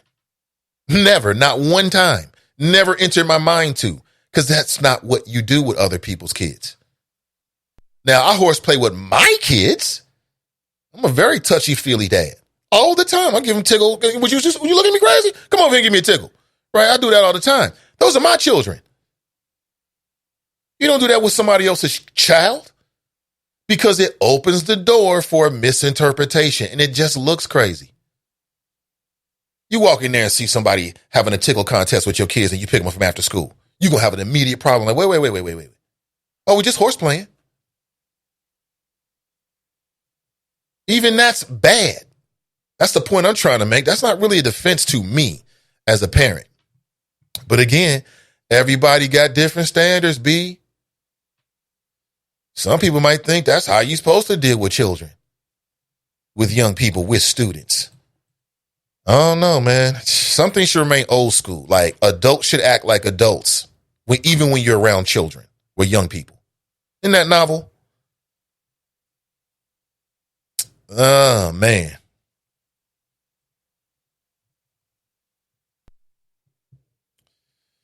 Oh, I see the images going up. I see Donnie B posted sick. See, I'm not going to go that far. See, for me, I don't know what the brother did. I don't know what he did. I don't know if he did anything. I don't know. All I know is that, he has been, all I know is that he has been arrested. And what I do know is that there's been a lot of brothers arrested on some stuff that looked like they had all the evidence in the world and didn't do it. Every day we talk about men. Some of in cases, these cats have been locked down for decades and or on death row or both. And we find out that, with a serious review of their case, that there were some obvious blunders or downright lies. And these men are exonerated. There's at least once per month. And the reason why is because the issue is so big that you got nonprofits out there like the Innocence Projects and others who have full-time staffs dedicated to these cases. That's why the information keeps coming out. So I'm not going to jump to say that I think this man is wrong. I'm just going to say that, that if you asked a bunch of children about their, I disagree with some of the comments that were made in it. That if you get a lot of the children together and you ask them about teachers or whatever, that they're going to lie and make something up. I don't believe that. Don't do that. That's wrong because now you don't want people to automatically assume that your defendant is guilty. But no, you want us to think that all young people that work in these students are somehow, ready to lie just because they're an authority figure. I don't believe that. And then Clyde Bennett made a comment that was reported in the media about, well, why has it been so much time? And again, I say that I don't think that that's an accurate way to assess whether somebody's telling the truth about being sexually assaulted. We all do it. Like in your head, you think, why has it been so much time? Why didn't they say something earlier? And, maybe that's the reaction from people who haven't been sexually assaulted. Like, I don't ever remember being sexually assaulted. The whole admission of trauma and sexual assaults has been on a loop through dozens and dozens and dozens of daytime television shows. I mean, that topic is, through my generation, has been put on a projector screen, right? So I think I'm just like everybody else, where I sat and thought, like, damn, did anything ever happen? And just kind of think, well, there was that one time, but nothing comes up for me. So I don't feel like a victim, but I have empathy for victims. I have empathy. I can understand, even though I wasn't in that position. And I'm here to tell you that there are people who have been brutally assaulted. Brutally. And perhaps the more brutally assaulted a person is, the less likely in some cases they are to come forward, because the trauma's worse. Who have been brutally assaulted has changed who they were and who they might have been, changed their personality, that kind of trauma, and never come forward, or come forward years and years later. So to me, I can't take the time difference as some big indication that these allegations are not true. Can't do that. And if you know anyone who's ever been assaulted, I'm telling the truth. There's no science to that. Like, oh, well, it happened 3 days ago. So, you got 7 days and that's when they're going to, most people, no. No. That's not how it happens. At least not in my world. What about you? 513-873-7134. Karamir writes, I have an announcement for Judge Tracy Hunter. Please come out to support the Occupy the Mall action at 5 p.m. at Kenwood Mall in Cincinnati. Please wear your Justice for Judge Hunter t-shirts and meet in the food court. Okay. Well, there's no curfew out there because that was just for a temporary back during the Christmas to New Year Eve time frame. All right. She says, again, that's going to be 5 p.m. at Kenwood Mall. Is that today? I would assume it's today. See, did you see one of the lawyers for Donald Trump? It is the one thing that I can say, because I'm a big observer. I love to observe people, and I'm very good at it. And to observe, sometimes you have to be quiet and just sit back and watch. And I just love, that's one thing I love about politics, is just seeing how people interact with it. And it's been amazing the effect that Donald Trump has had on the executive branch. Like the leaps of logic, just through sheer will. And I said, I want to do this. He's pushing the boundaries of what it means to be a president. And on some level, stepping away from, the policies or whatever, it will be interesting to see the style that future presidents take after Donald Trump. Since we've sat back and watched him do this shit in the White House and get away with it, will future presidents now occupy that space that he's made by pushing the boundaries? Because he certainly pushed the boundaries of what it means to be president. And I see drops calling right on cue, right? He certainly pushed the boundaries of what it means to be president. And I'm not saying that's a good thing. I'm just saying it is a fact, right? So Donald Trump's lawyers are arguing. They argued this week, that Donald Trump can't be impeached because even if he was trying to leverage the power of the United States government on Ukraine so he could win the election, if Donald Trump himself believes that's in the public good, then in fact he was doing it for the right reason. He can't be impeached. I want to say this again. And this is not a paraphrase. This is 100% point on. One of Donald Trump's lawyers got up in front of everybody during the impeachment this week and argued that if Donald Trump had used the leverage of giving, this military aid to the Ukraine and had did it in a quid pro fashion saying, look, you're not going to get this unless you do an investigation against Joe Biden, This man argued that if in Donald Trump's mind, he felt like him being president again was in the public good, then in fact, he was working in the best interest of the United States. I'll say it again, my friends. We are living in the last days of good damn common sense. I mean, the fact that he can stand up and make that argument is an indictment on us on some levels.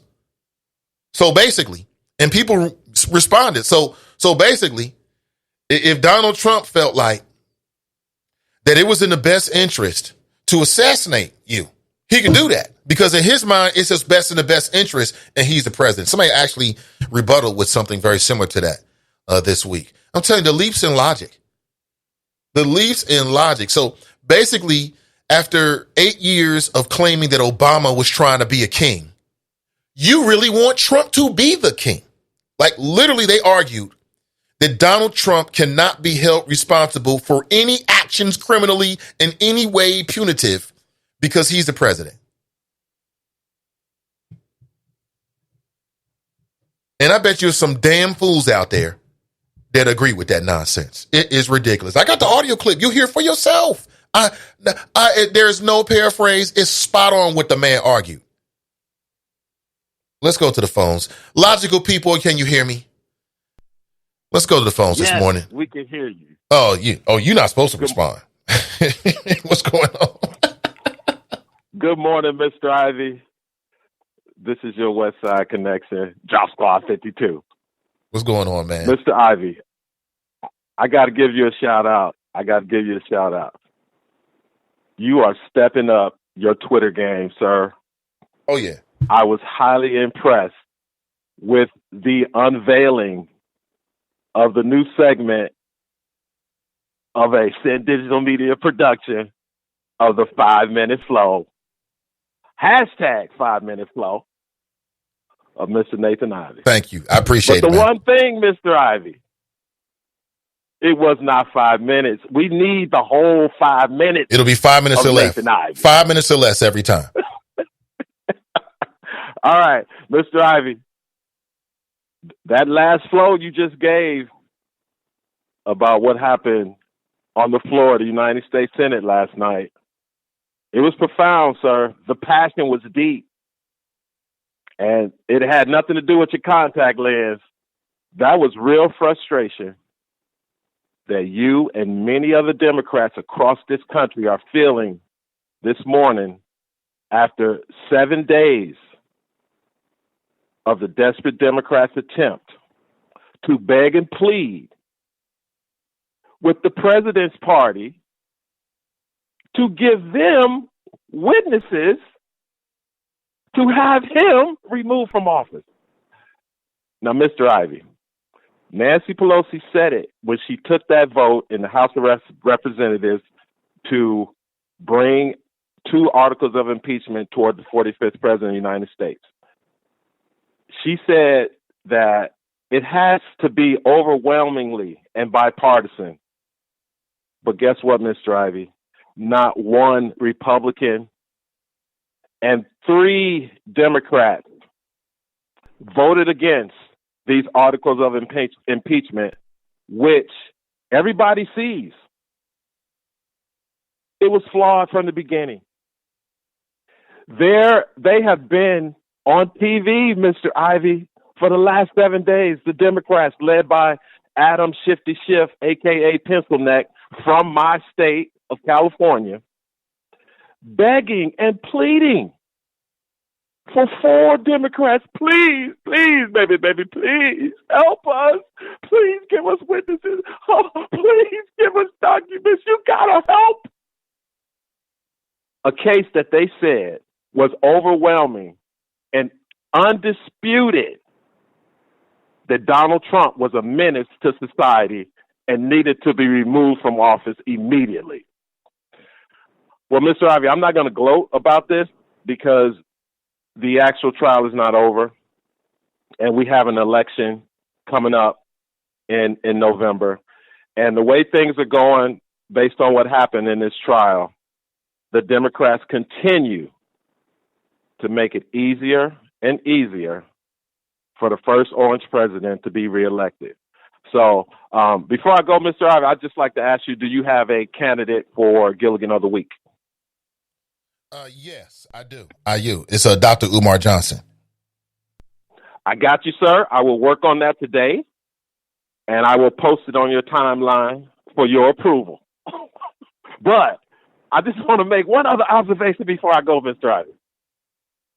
There's a very prominent member of the Chop Shop by the name of Mason Mahler, a.k.a. Lenny, a.k.a. the Overseer.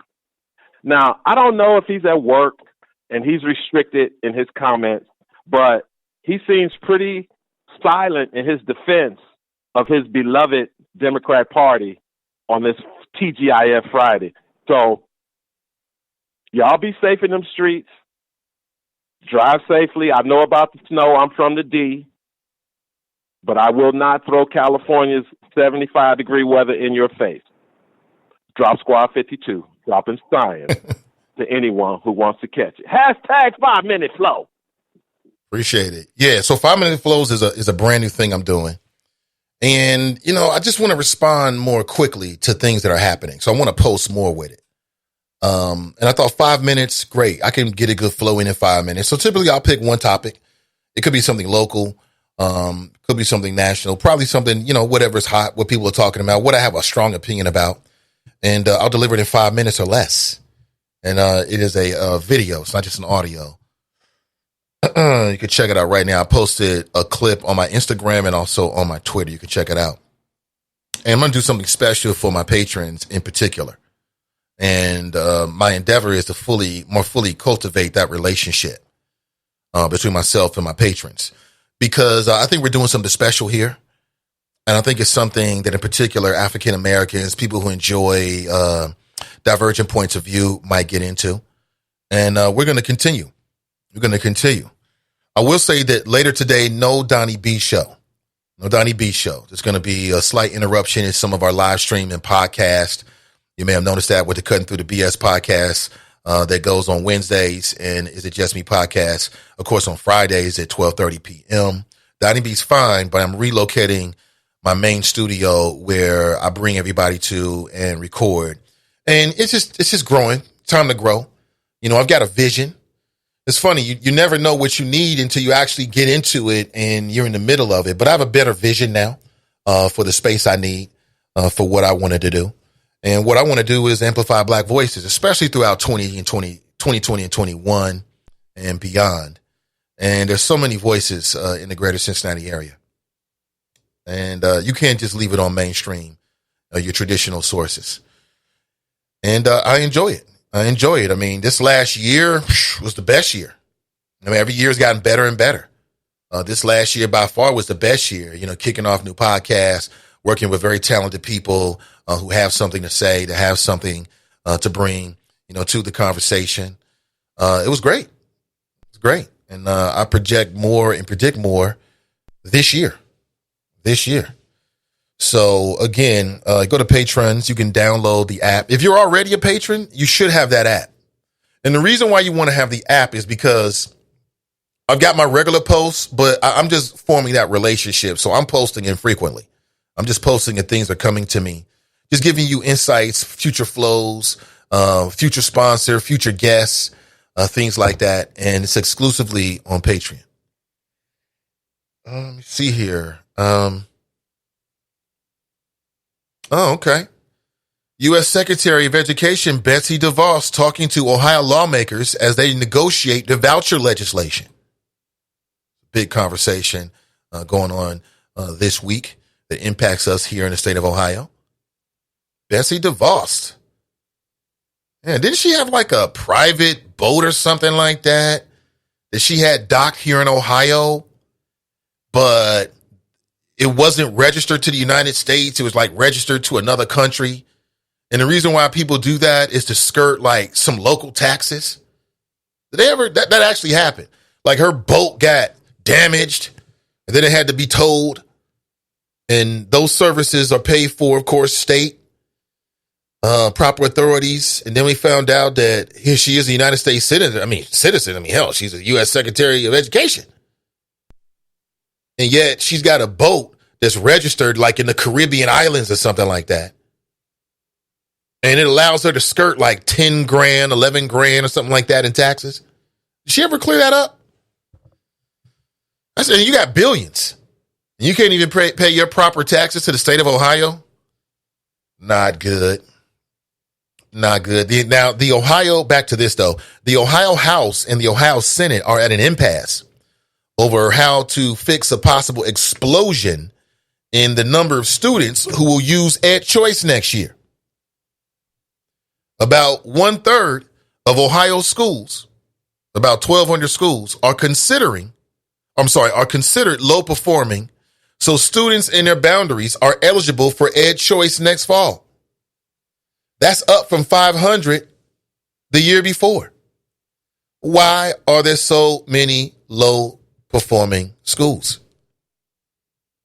The Ohio Senate passed a measure early this week that would trim that number to around 425, while increasing the income eligibility part of Ed Choice from 200% of the federal poverty level to 300%,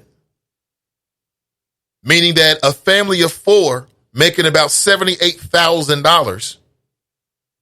Think about that. A family with four, $78,000 annual income.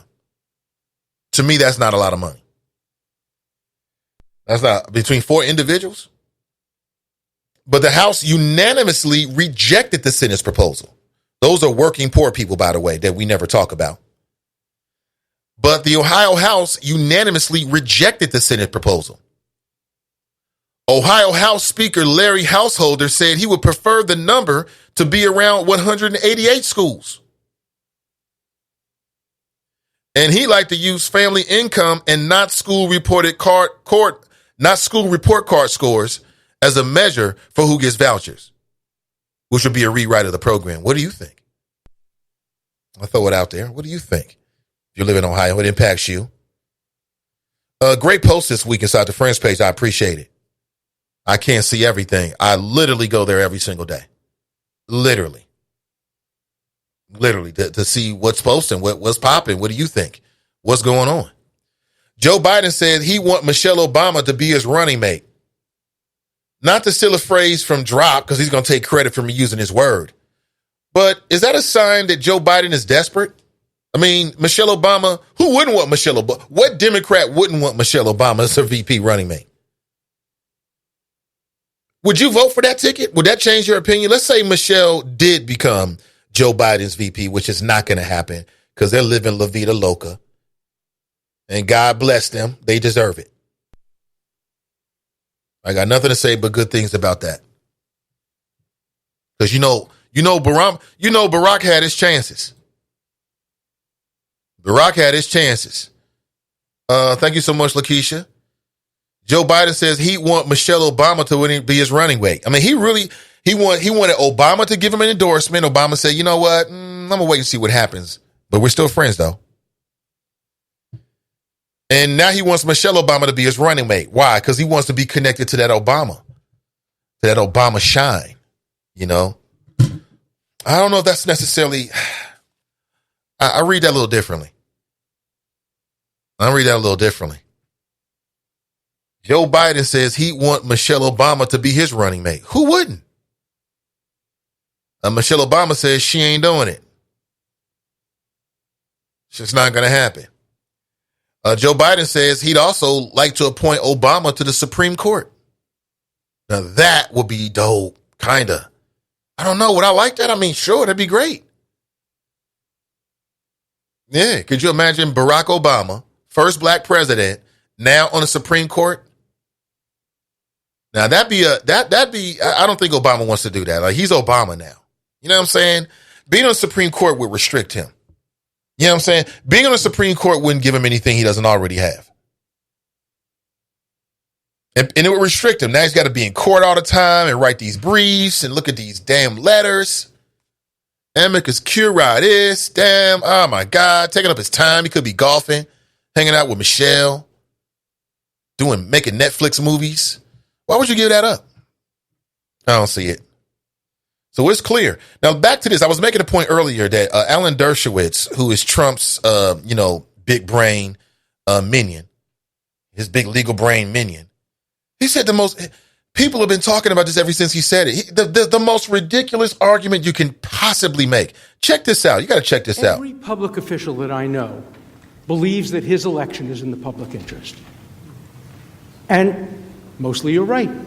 Your election is in the public interest. And if a president does something which he believes will help him get elected in the public interest, that cannot be the kind of quid pro quo that results in impeachment. I quoted President. I mean, this man, see how they trying to play us? Clearly he didn't say what I thought he did. That's exactly the type of quid pro quo that should lead to impeachment. So he just made the argument that if Donald Trump believes that himself being president is in the public interest, then whatever he has to do, including putting pressure on an ally and dangling money that doesn't really belong to him, that's not Donald Trump's money. That's our money.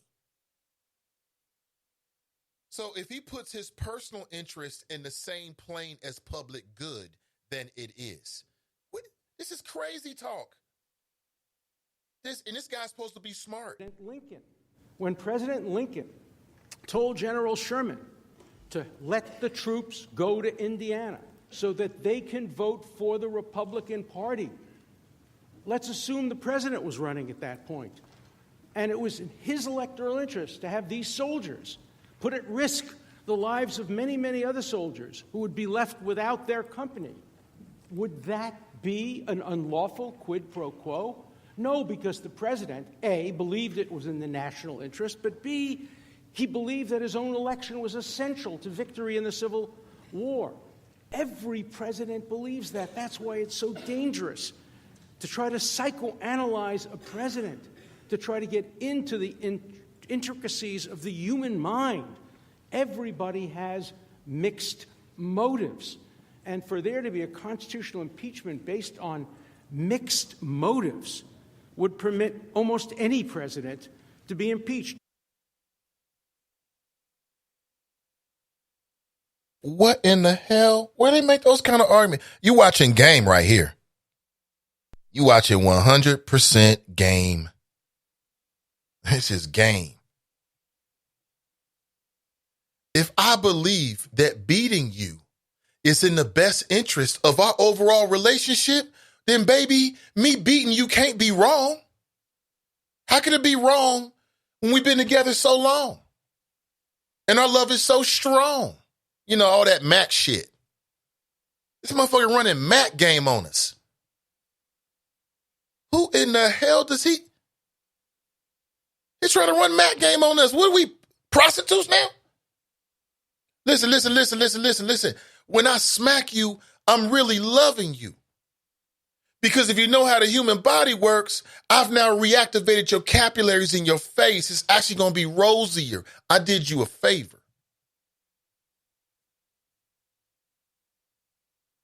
The hell? So yeah, Donald Trump is yeah. See, look here, baby. When I leverage the military aid to the Ukraine to go after my political enemies, I'm just doing that so I can be reelected. Look at the economy. You're living good. I'm going to keep that going. That's in your best interest, is what he just said. Now, somewhere Drop is drooling all over himself. Like, what's they talking about? That is the dumbest shit I've ever heard in my entire life. This man's getting paid to say this. He's getting paid to say this. Somebody is paying this man to get up and talk Mac shit. This is crazy. I got to listen to it one more time. On these unconstitutional grounds, I am here today because I love my country and our Constitution. Everyone in this room shares that love. I will argue that our Constitution and its terms, high crimes and misdemeanors, do not encompass the two articles charging abuse of power and obstruction of Congress. In offering these arguments, I stand in the footsteps and in the spirit of Justice Benjamin Curtis, who was of counsel to impeach President Andrew Johnson, and who explained to the Senate that, quote, a greater principle was at stake than the fate of any particular president. And of William Evarts, a former Secretary of State, another one of Andrew Johnson's lawyers, who reportedly said that he had come to the defense table not as a...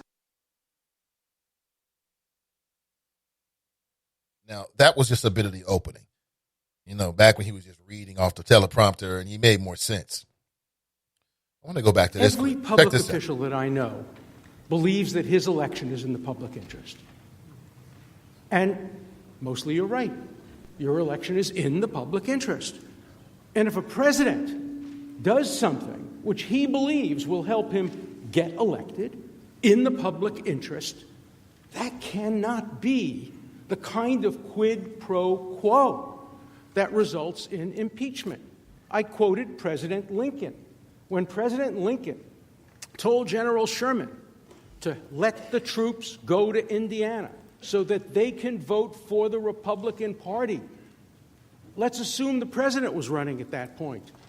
And it was in his electoral interest to have these soldiers put at risk the lives of many, many other soldiers who would be left without their company. Would that be an unlawful quid pro quo? No, because the president, A, believed it was in the national interest, but B, he believed that his own election was essential to victory in the Civil War.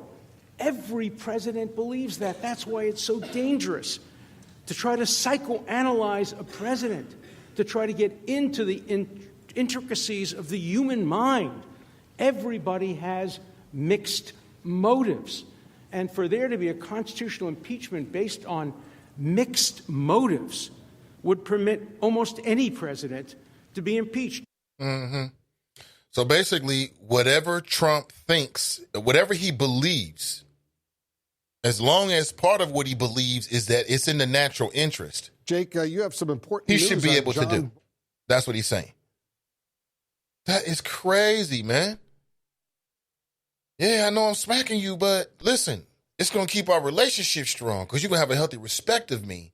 And the overall, I'm just trying to make sure we stay together.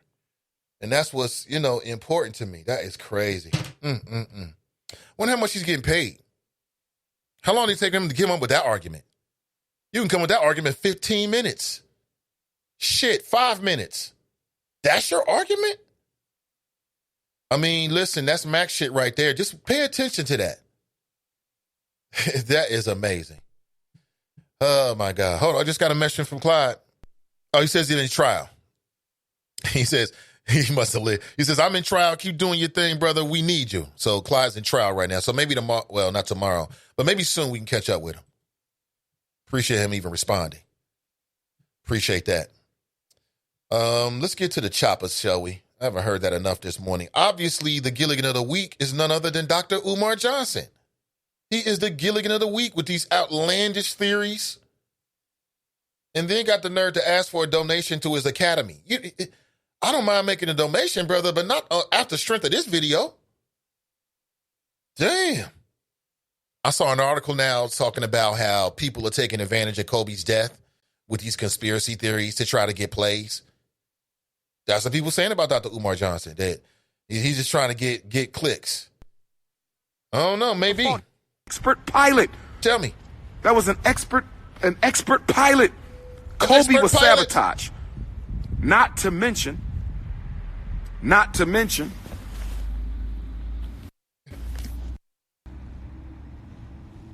Just notice how many times he keeps saying shit over and over again. Not to mention, Kobe Bryant was engaged in a legal battle with a big pharmaceutical company over the use of the name Black Mamba.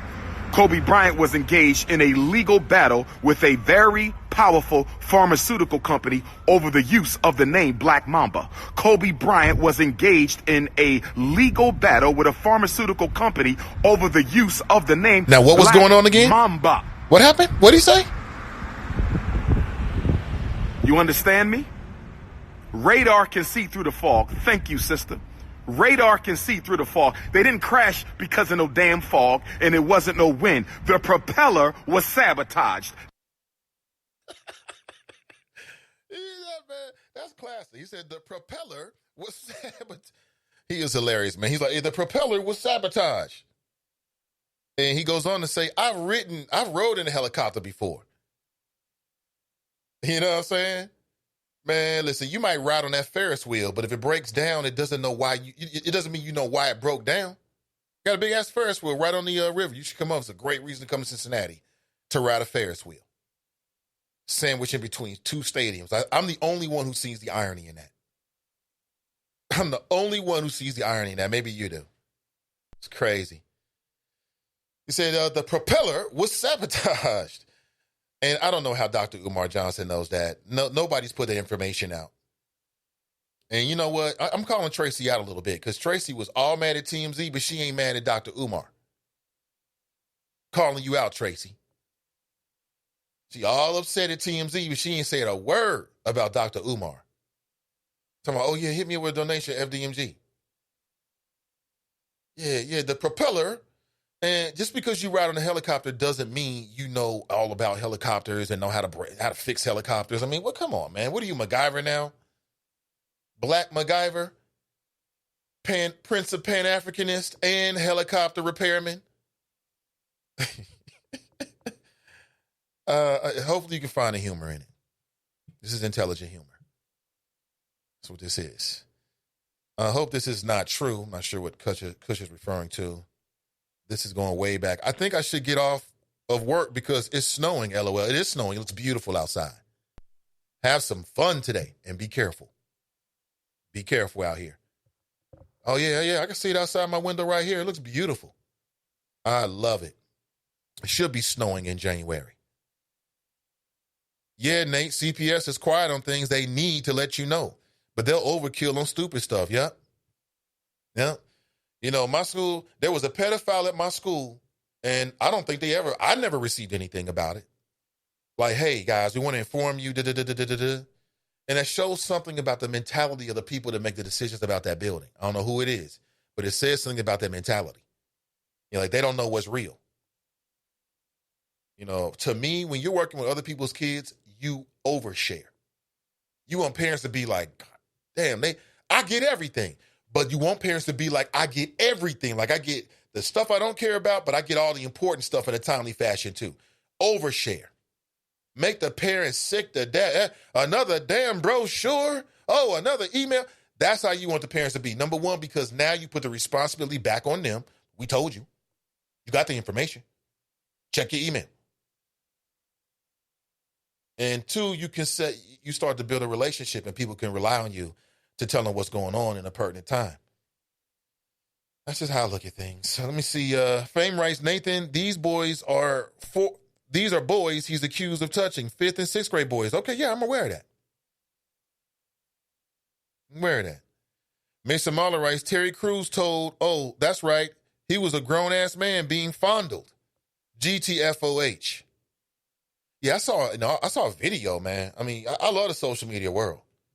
I love it. I saw a video of one of my favorite NBA players, Steven Jackson. I used to love Captain Jack, man. Captain Jack was clutch. He was a role player, he was a dog, and he was clutch. He had big shots for San Antonio. Big shots. I really enjoy his podcast, can you tell? I love to interview that brother. He's on my dream to folks to interview one day. Yeah. But I saw a video of him going in on Terry Crews. I'm like, damn, what did Terry Crews do? I mean, he was basically threatening the brother, like, you know, me and D-Wade roll hard and da-da-da-da-da-da-da-da. So what happened is it goes back to Gabrielle Union. And Gabrielle Union, who was married to D-Wade, and she used to be one of the celebrity judges on a very, very popular show. What is it called? The Voice or something like that? Hold on, let me look it up real quick if I'm going to give you a tangent sort of flow on it. But no, it was America's Got Talent. So she used to be one of the judges on America's Got Talent. She left after allegations of sexism and racism. It's a big thing for a little while, right? Stars was coming out talking about it. And then NBC came forward and said, look, we're gonna change. And they sat down with her, and she's not on the show anymore. So that's out in the media. Then everybody's favorite, you know, super in shape, black actor, entertainer who let another man fondle him and didn't do shit about it, and then you want to whine about it on Twitter, Terry Crews, he puts out a statement kind of like some people can take it like contradicting her. So he put out a statement saying, well, hey, when I was at America's Got Talent, nobody ever did anything to me. He said, and I'm paraphrasing not too loosely, I can't say too much about the sexism thing because I'm not a woman. And he said it, but in terms of racism, I never saw it. Now, that's some old, trying to be the good Negro type action right there. Because you didn't have to put anything out whatsoever. Just if that's your experience, great. If it comes up in an interview, okay, speak your piece. But you at this particular time, come on, man. You ain't got to go all the way in on that. Right. And so then Gabrielle Union shot back basically don't try to dilute what I'm putting out here and what I'm saying. Yeah, let me see. And then Captain Jack got involved. Man, it was crazy. It was quite interesting. It's a Friday. I feel a bit more loose to talk about these things on a Friday. Bear with me. Tracy Rice shut it, fame. My meds haven't kicked in yet. Kush writes, snowing in the hood. Yes, it is. Mason Marlon writes, it's snowing in Blue Ash, Tracy. Tracy writes, Nate, read the whole story. He had 2 jobs at the high school. Fame writes, no, you being insolent, Tracy. You not getting your way on this one. Kush writes, not good. Cassandra writes, it's snowing in Fairfield, too. I agree, Mason Mahler. I'm ready to go home and have a Criminal Minds marathon and start my weekend early. Oh, that's your show? That's your show? I don't really have a show right now. I'm still a little bit tender after what that shit they pulled with Game of Thrones, to be honest with you. I must be honest. I've yet to, I don't think, really get into any other shows. You know what I'm saying? Trying to think. I got anything since then? I can't think of anything that I've gotten into. I've been watching some other stuff. I'm just hit or miss here with it. Criminal Minds. I think the wifey likes Criminal Minds. I think she watches that. I think. Drop writes, the House of Representatives impeached President Trump, yet these past few weeks have arguably been the best of Trump's presidency. What? Again, listen to the game. Listen to the game that the Republican Party is running. I mean, they're really just running straight back some BS. Like, they're trying to inverse the conversation, basically. So everybody knows in the world that this is probably the worst time of any president.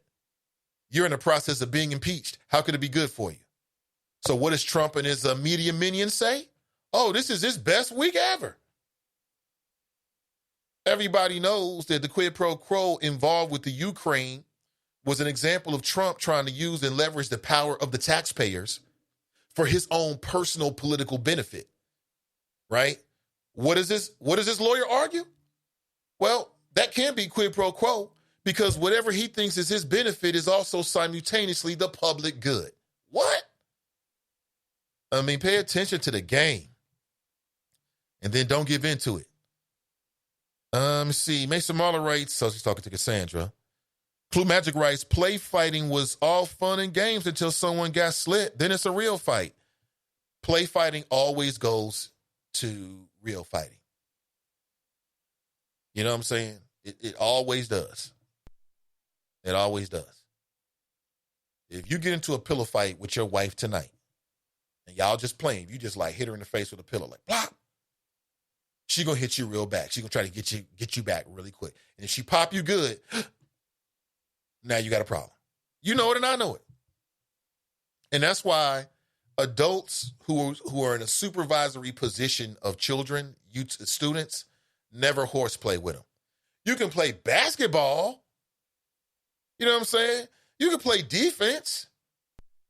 You ain't got to be all Dennis Rodman with it. But you can play good defense. You can get your Joe Dumars on. You can be a wrestling coach and be trying to show a student a hold. That's called coaching. But playing, horsing around, that's always a no-no. You don't ever see no principals doing that. You don't ever see no administrators doing that. You don't see no teachers doing that. You don't go to those schools and see them horse playing with the kids. And if they do, they're a problem.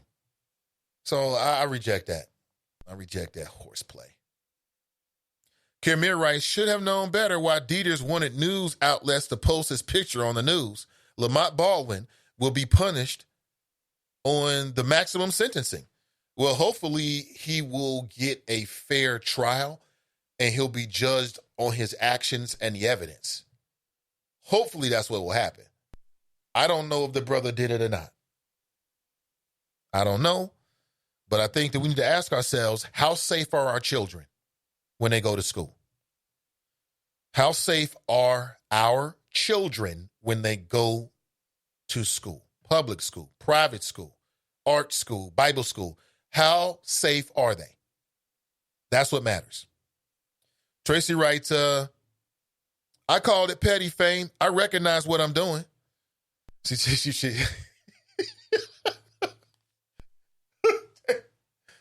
Tracy, man, listen, that's why I love this age.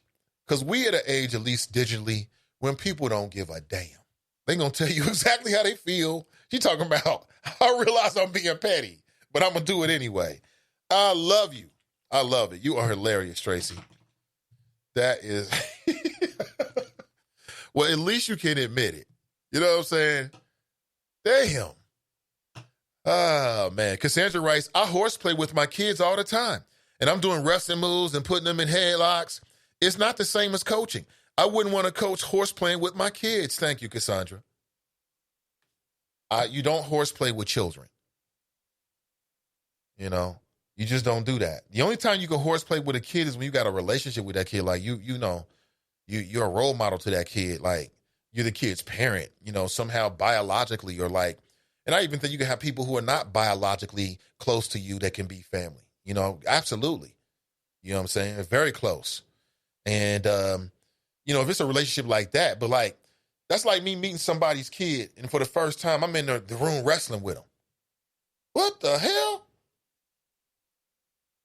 That's horseplay. You know what I'm saying? Horseplay can never be a defense to me when you're dealing with children and you've been accused of something sexual. Oh, we was just horseplaying. That means that there was some contact that's in question, and you admit to it. And you're trying to recast it. That's how I look at it. How do you look at it? Fame writes, let it go, Tracy. Make those men in your house a hot breakfast on Super Bowl Saturday, and then get out of their way until about 9:30 p.m. Yeah, I would say so. If you're being a good wifey or a good woman to your man, but if you're into the game, y'all do it together. But if you're not into the game, exactly right. Get the food together, get the breakfast together, make sure they got the chips, whatever, all chilling, ready to go, and then get the hell out the way. You know what I'm saying? If you're going to be there, you're not on plate duty. I'm not saying you're on plate duty, Tracy. Of course, plate duty is the duty that every woman has, that when you go to a family function in public, you make sure you get your man's plate and all that stuff, Thanksgiving, Christmas. So you're not on plate duty, but there certainly is a football-friendly atmosphere. If you're not into football, nobody wants to hear it. Why are you watching them? If you don't, listen, I'm just saying, this is not the day for your critiques of football. Women, ladies, if you're in a relationship with a man and you got a long-time frustration about him watching a game and him betting and all this kind of shit, this is not the day to tell him about it. This is not the weekend. Give the man in your life who you might have a problem with what he's doing, give him a break this weekend.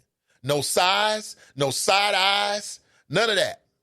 Because you're going to mess up the experience. Allow the men, the women, whoever in your life that enjoy the Super Bowl, allow them to enjoy it to the fullest this weekend. Damn it. Can we get that? Can I get an amen? It's not even me. I told you earlier, I'm not really into the Super Bowl. I'm more into the party at the Super Bowl, hanging out with the people, playing cards. You know what I'm saying? Do we have some poker players here? Damn it. Are any poker players in the house? Maybe we can get a Nathan Ivey, not even Nathan Ivey, maybe a chop shop poker game going. That's what I'm into. But what about you? Let's go to the phones. Good morning. Welcome to the show. Good morning, comrade. Say it again. What's up? I said, "What's up, comrade?" Hey, how you doing, brother? Had your volume down. I'm doing great. What's going on, Black Russian? Hey, I like poker. Are you into poker? Yeah, I do play. Okay. I can see that. Well, are you playing like house games or what are you doing? Yeah, I played some house games before with some of my colleagues when I worked for the county. It was fun. Mm-hmm.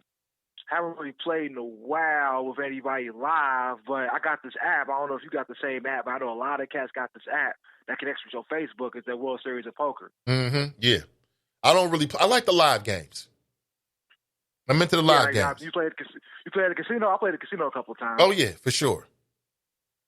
For sure. It's the only game I would ever play in the casino. It's probably the game you got the most control over. Exactly. And that's what I like. I like to have the control.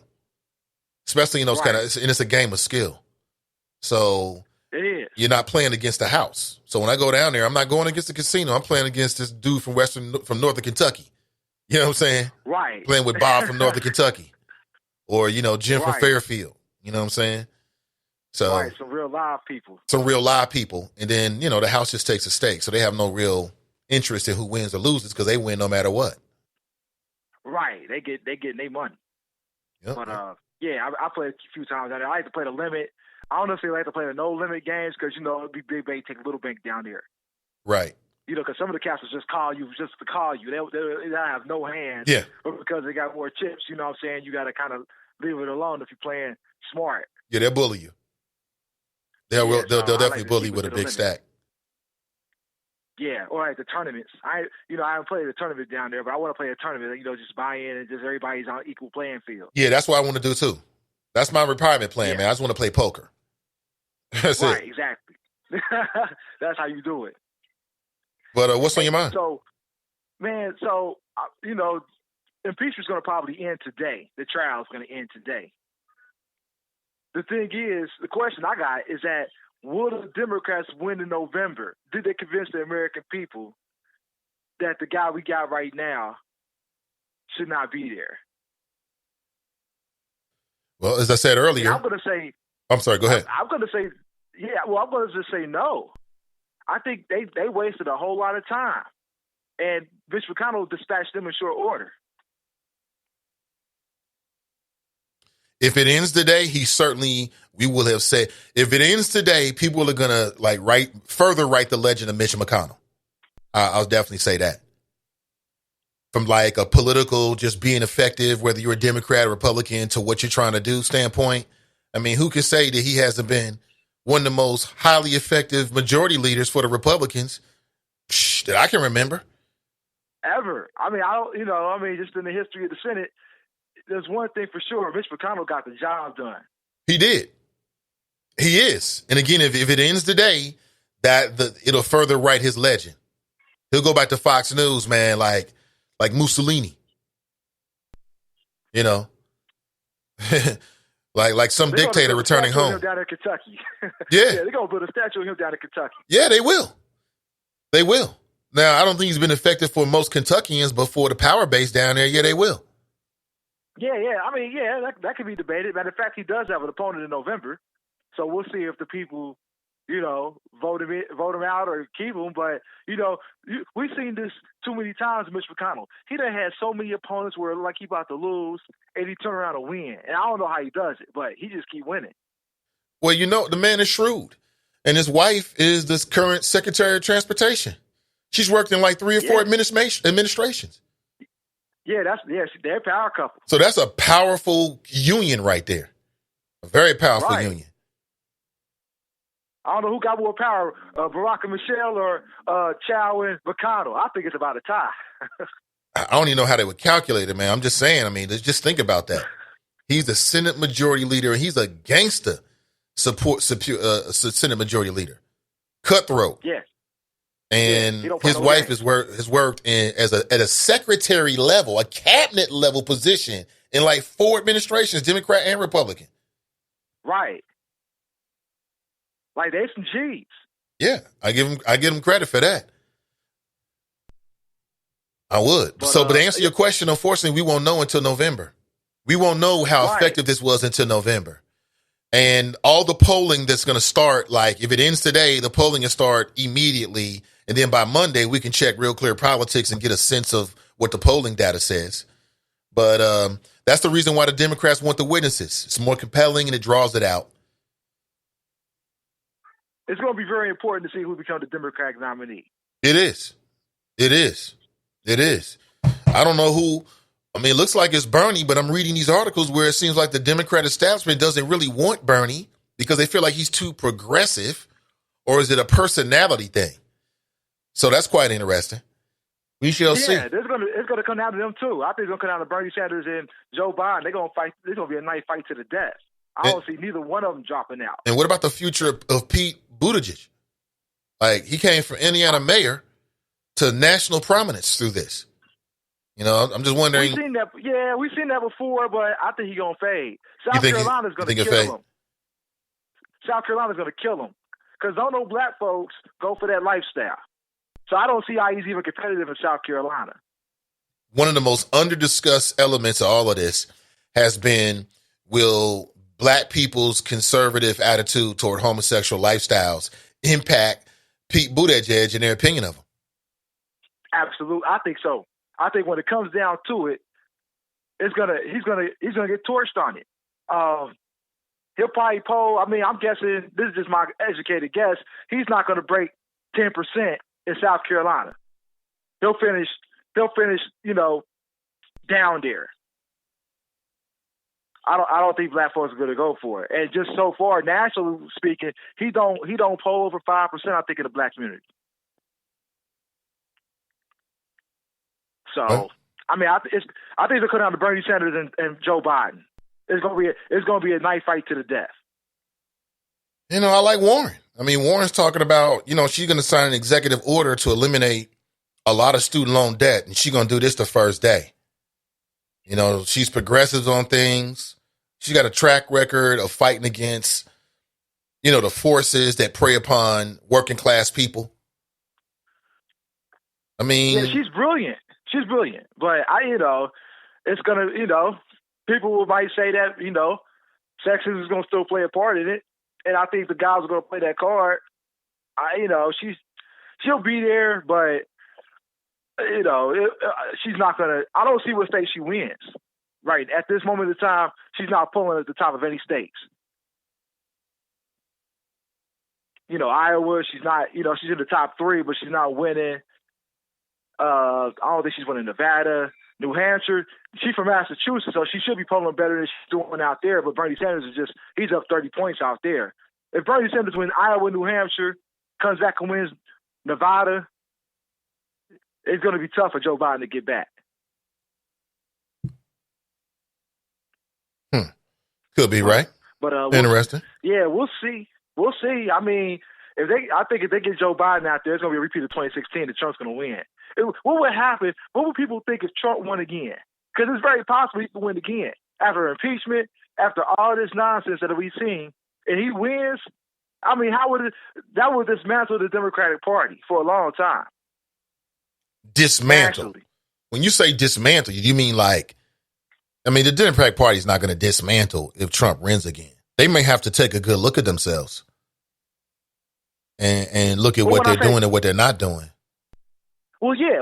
I mean, dismantle not they're going to break up the party, but they're going to have to deconstruct everything they've done and think about how they lost this election. Because, I would have thought they'd have tried to do that in 2016 with Hillary Clinton. Like, there's no reason she should have lost that race. I mean, I didn't vote for her, but I was like, I think she's still going to win. And I was as shocked as anybody to see Trump win. I was like, damn, people out here really didn't like her. We can run into the same thing with Joe Biden. They got damn near the same voting record. Right. So, who's more like, again, if the Democrats lose this race to Trump, then it's got to force them to change their tactics and change what their focus is and change how they talk about it. That's what I think they would have. They would be forced to. Yeah, they have to invest in the people. They have to invest in brown folks, like for real. not just lip service in a lot of cases. Yeah, I think the only candidate gonna win is Bernie Sanders. That's the only guy that can win this race. I think people in the Democratic Party, for the most part, you got the old heads who are moderates. I think them days are over, man. People in the party, if they want to win, they gotta go hard left. You got to just change the style of. They tried moderacy in 2016. That got them nowhere. So well, we shall see. But again, that's a big what if. That's a big what if. That's a big what if, because the vast majority of numbers that I see from African Americans is that people are coming out are saying they're going to come out because they're going to vote against Trump. The general perception is that he's bad for us. They ain't showing up. I don't think they're showing up in Obama type numbers. We won't know. That's the standard now. We won't know. I mean, I think having somebody that you're voting for is much more of a encouraging, more of a motivation than coming out to vote against somebody you don't like. I would say that in general. But yeah, I would agree with that. But I don't know. We won't know. It's an interesting question, though. We'll hopefully we'll be here to talk about it. Yeah, Lord willing. R.I.P. Kobe. R.I.P. Kobe. That's still hurt. I can't believe I'm still thinking about that. Mm-hmm. Yeah, me too, man. Me too, for sure. I'm just making sure I'm checking in with people and staying connected, and that's how I take it. Yeah, Kobe Bryant, man. Look, LeBron got a lot of winning to do if he want to catch Kobe Bryant. I don't give a damn how many records he passing him. Well, now Kobe's a martyr, so he's never going to catch Kobe spiritually. You know what I'm saying? He's chasing the goals for real. Yeah, I mean, he literally is. And at this point, I think tonight is their first game, right? Lakers versus Portland in LA. I think it's going to be a big dedication. LeBron's already got a Kobe tattoo now. Did you see that? No, I didn't see. He got Kobe tatted on him. He got Kobe tatted on him now. I think that they're going to dedicate the season to Kobe. I think that we might see some of that Mamba mentality come out of LeBron, where he says, you know what, I'm gonna keep that Kobe tradition going. And I think the LA Lakers are going to go super hard for a championship, super hard.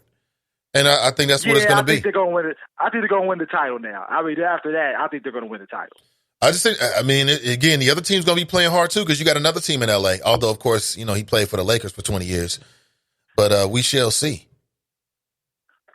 Yeah, Anthony Davis really made that team go. I like LeBron, but Anthony Davis is really he's the future. He's put them over the top. Oh, for sure, man. I couldn't even imagine playing on the court with somebody that big and physically capable. I mean, he can do anything anybody else can do at 6'11". At 7 feet tall. Right. 7 feet tall. And he athletic. I think he can get stronger. I can see a little bit of room for growth, but he's only 25, so his body hasn't completely matured yet. So he's going to get stronger. But, I mean, that's just amazing, man. I mean, how do you check somebody like that? You can't. You can't. I mean, he can shoot the ball and everything. Yeah. Go over you and then go through you. And play D. And bring the Brock up. Through the legs, behind the back, either hand. I mean, that's tough, man. That's why they the best of the best is in the NBA. Yeah, that young man's going to be great.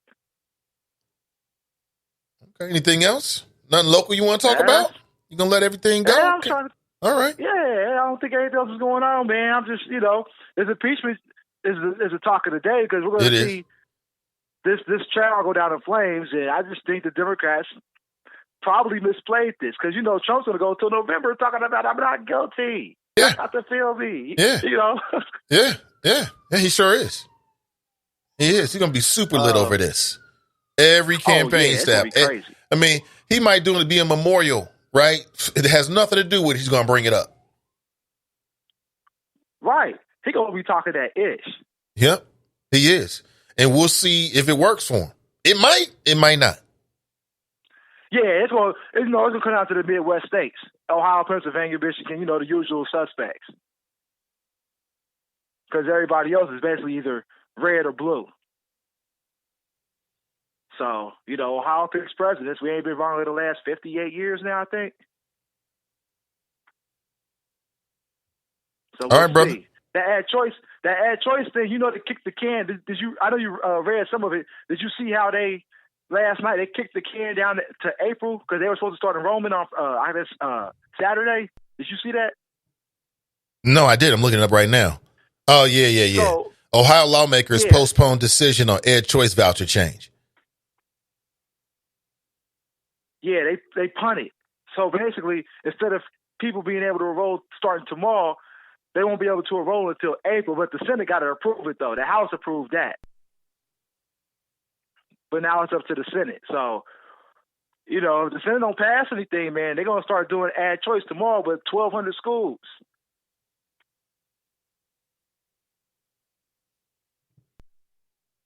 All right. That's going to do some damage to the educational system financially.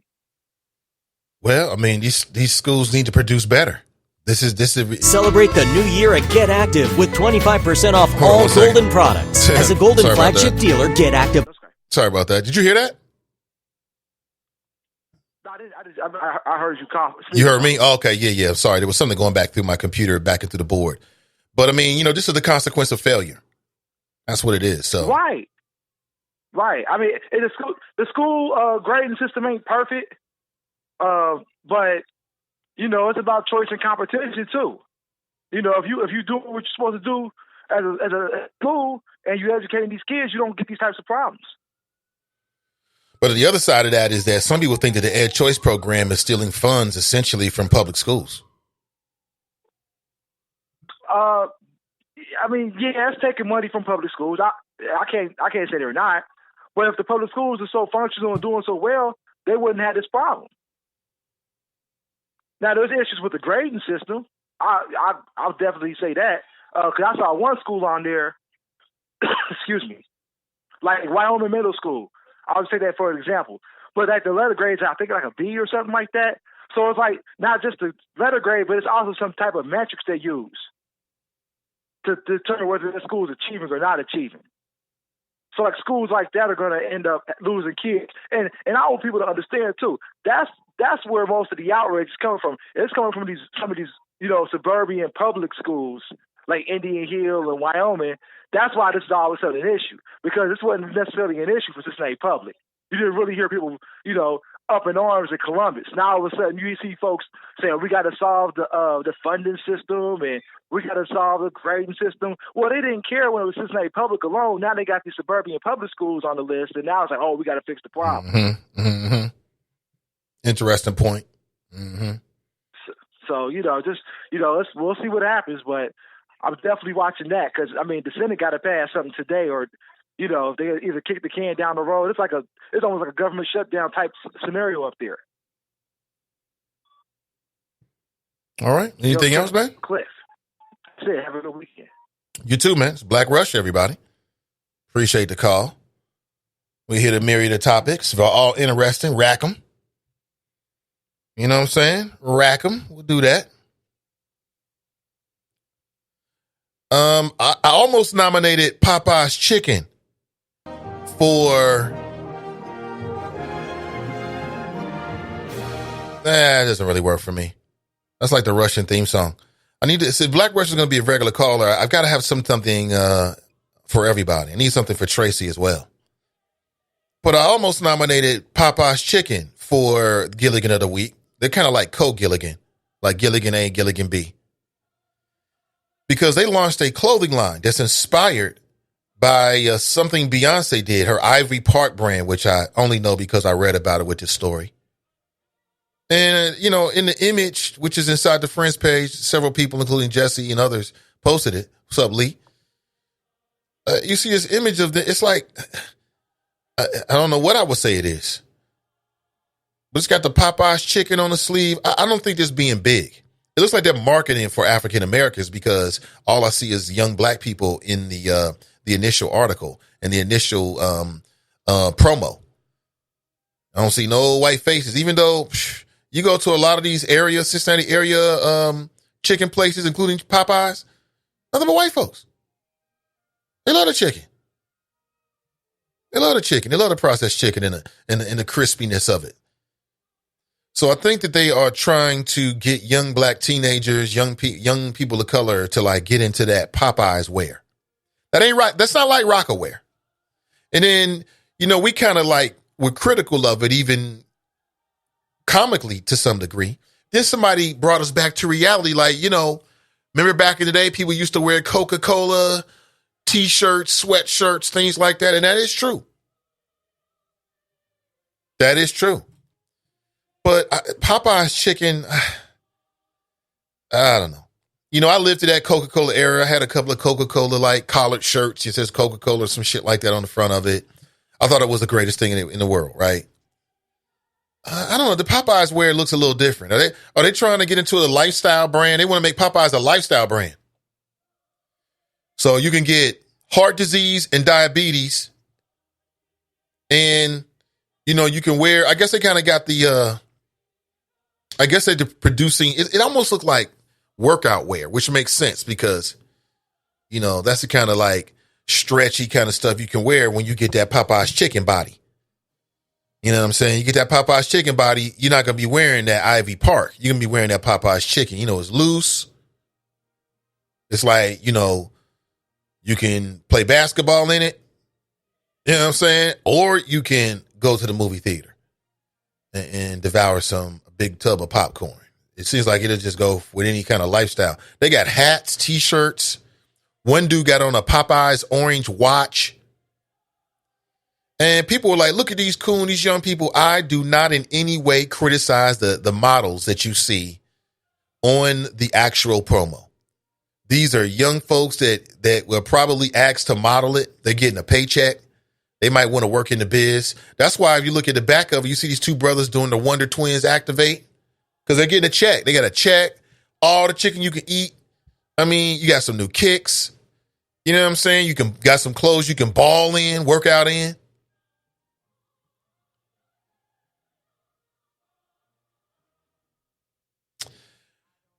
They're calling it gender neutral activewear. That's what it is. It's gender neutral activewear. So, man, unisex doesn't really matter. Whatever your gender is. By calling it gender neutral, that's even putting out a sign that we are diverse. We are all encompassing. We respect you no matter how you would classify your gender.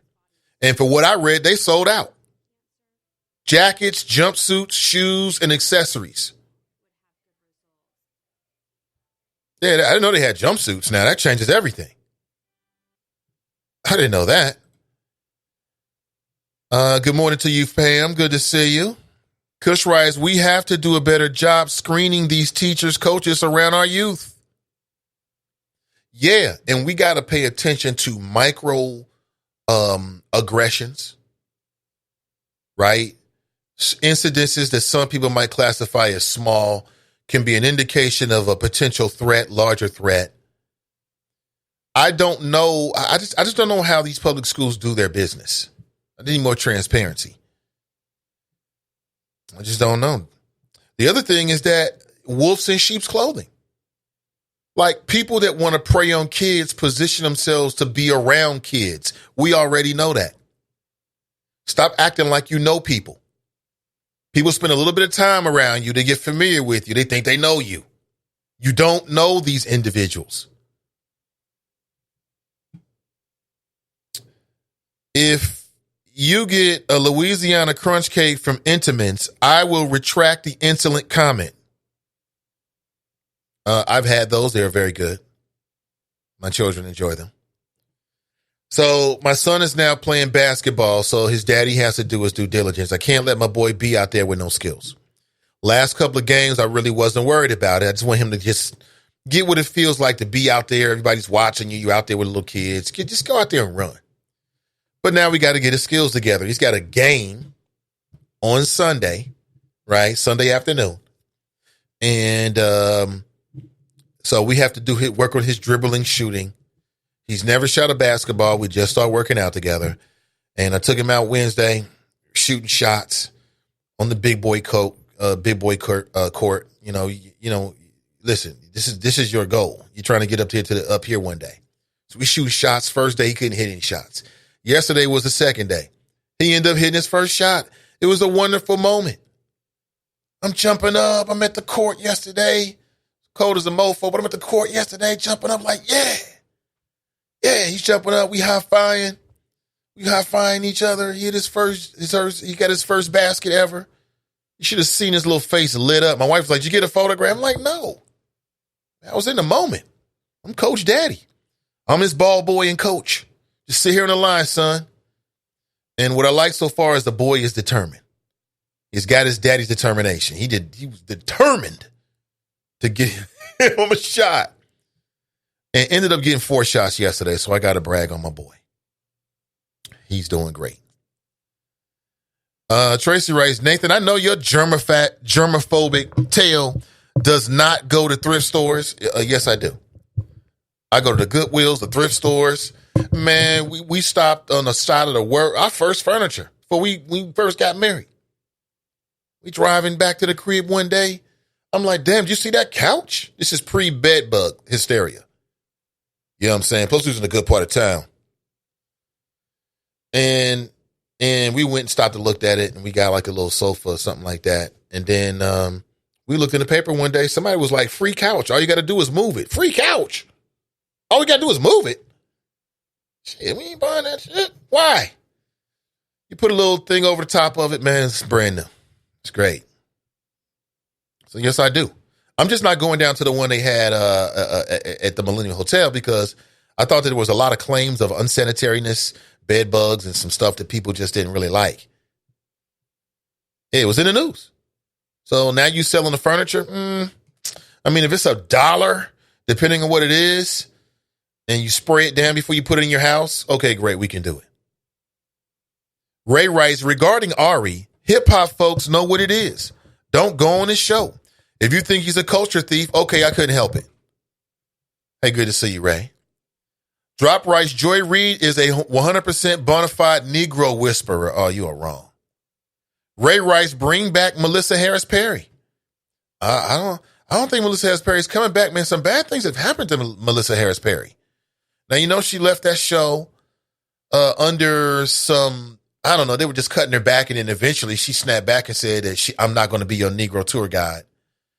And she left the show, and then she didn't have any kind of, nothing was going on. And then she surfaced again, and she was talking about how she had been raped. You know, apparently she had been raped. I don't know when this was, but I just thought it was a terrible ass story. I'm like, what the hell? Because, you know, I really enjoyed seeing a sister on MSNBC, and I thought she had great flows. Let's go back to the phones. Good morning. Welcome to the show. What's going on, Nate? How you doing, man? Happy Friday. Happy Friday to you. Welcome, Glenn. I'm great. Hey, actually, I wanted to call in because I heard you talking about your son, but real quick, because you just read a message that was from a while back about Ari Melber. Now, do you watch Ari? I did. I did. I used to watch him more when I had cable. I'm aware of his show, and I thought he did good work. Yeah, you know, I watch this stuff religiously, man. I'm a self-admitted nerd, but I don't have a problem with it. But I watch Ari, man, and Ari give mad respect to the community, Nate. Mad respect to the hip-hop community. He bring in, you know, all the artists on the Friday shows. He can mix, like, Swift beats with, name Will. I can't think of the conservative, but he has a very diverse panel on. Like I said, he's never shown any disrespect to the hip hop community or the black community. I like Ari for that, and he got a lot of respect in the hip hop community just because he's willing to reference verses and rhymes and stuff like that, and give mad respect to the people. So I disagree. You know, Fame is a good call, man, but I disagree with him on Ari, man. I think he went way far right on that one. But let me say this about you and your son. Nate, I had that exact same feeling with my son, man. But have you had that feeling when you look at them when they first started playing and you got this question mark in your head like, I don't know, man. I don't know if he's going to do it or not. Mm-hmm. I mean, in a laughing way, like, you know, like, what's up with my boy? Because you talk about your son making his first shot. Nate, I remember when Miles was playing football. Never played football before. You know, didn't grow up in the football culture. Nate, my son didn't know how to play Killer Man at first. And I remember taking him down to play with my friends down in Kennedy Heights and Silverton, and a bunch of little boys around the same age. He didn't know what to do. So he comes in the house, and I'm like, Miles, what's up? Why don't you out there, get the ball with him? You know me, I'm the type to peek through the blinds to see what's happening with my child. And he was like, Daddy, he's like, I don't know what to do. I was like, Miles, you get the ball, and you just run for the touchdown. And he's like, oh, so he goes back out there, and he's playing football in elementary school. So he gets back out there, gets the ball, runs a couple times, gets tackled, runs another time, scores a touchdown. Eventually comes back in the house. And he was like, Daddy, that was fun. I was like, now you get it now? He's like, yeah, Daddy, I get it. He's like, but unlike football on my team, he's like, everybody get to tackle you. I was like, that's why they call it kill the man. Yeah, I never played kill the man before, Nate. Loved it. You know what, man? That's a beautiful story because we got to be patient with him. And I'm very patient with my son. Like, he chose this game. He chose to do this.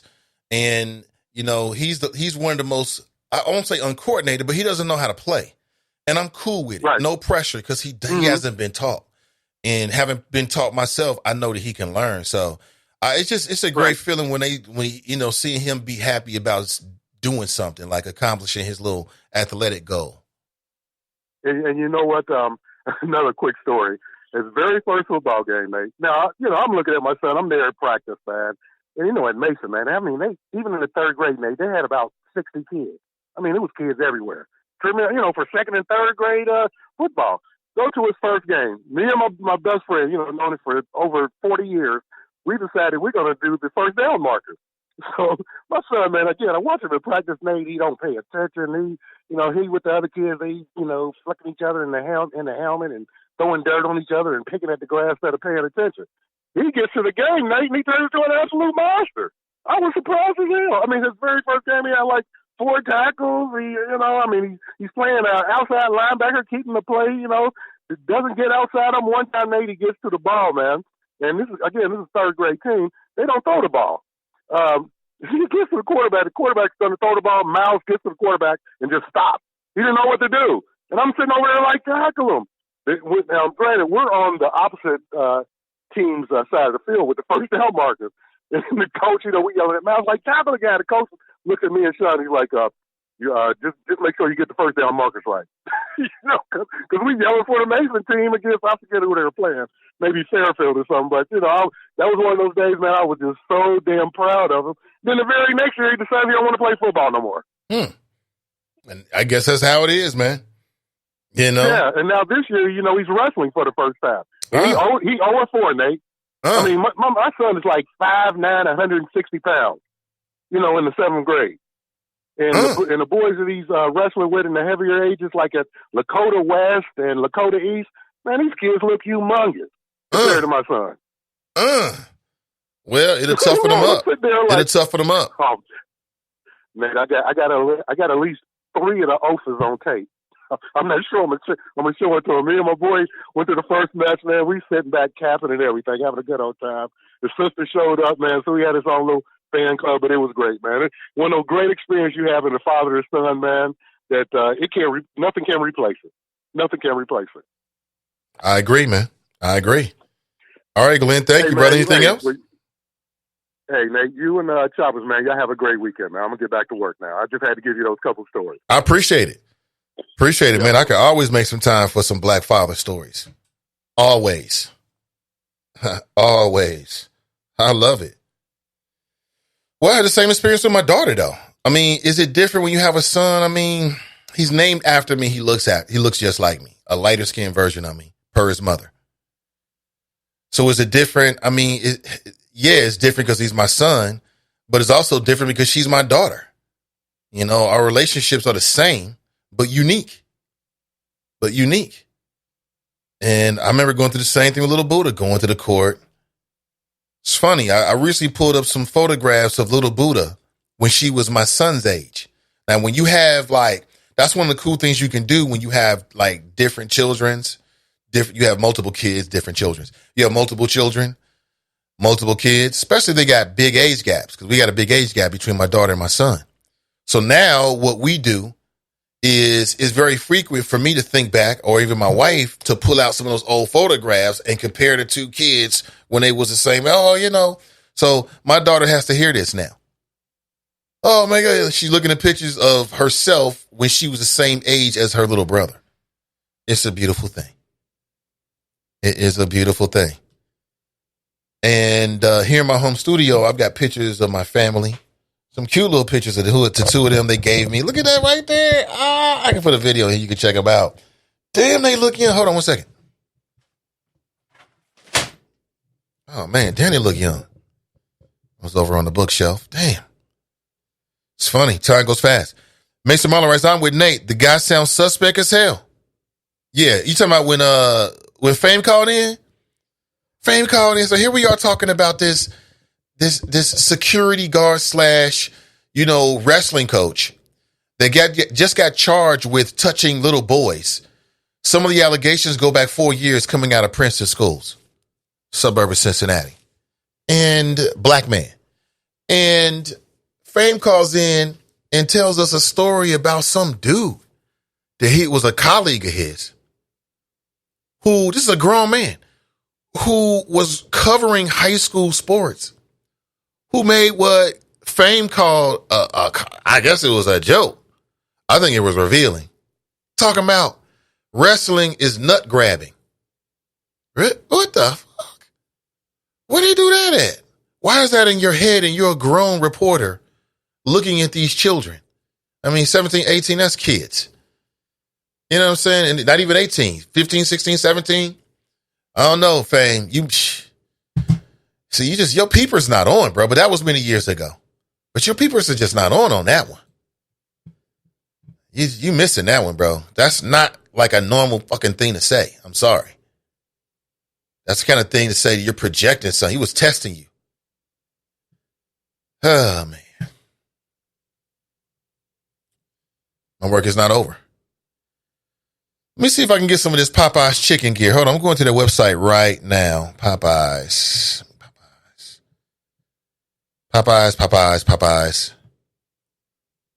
Popeyes.com. I wonder how much they pay for that. Popeyes.com. The chicken delivers. I'm on their website right now. You're asking like, why I'm on the website?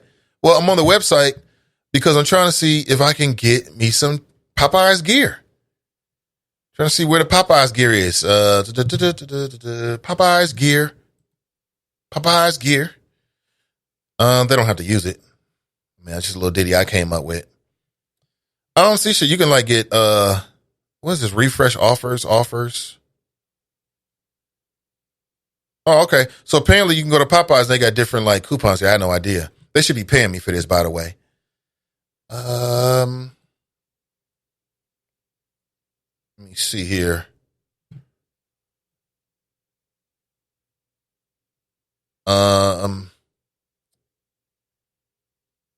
See. I don't know. Can't find it. Popeyes has fashion for you. Oh, okay. Here's the larger picture. Okay.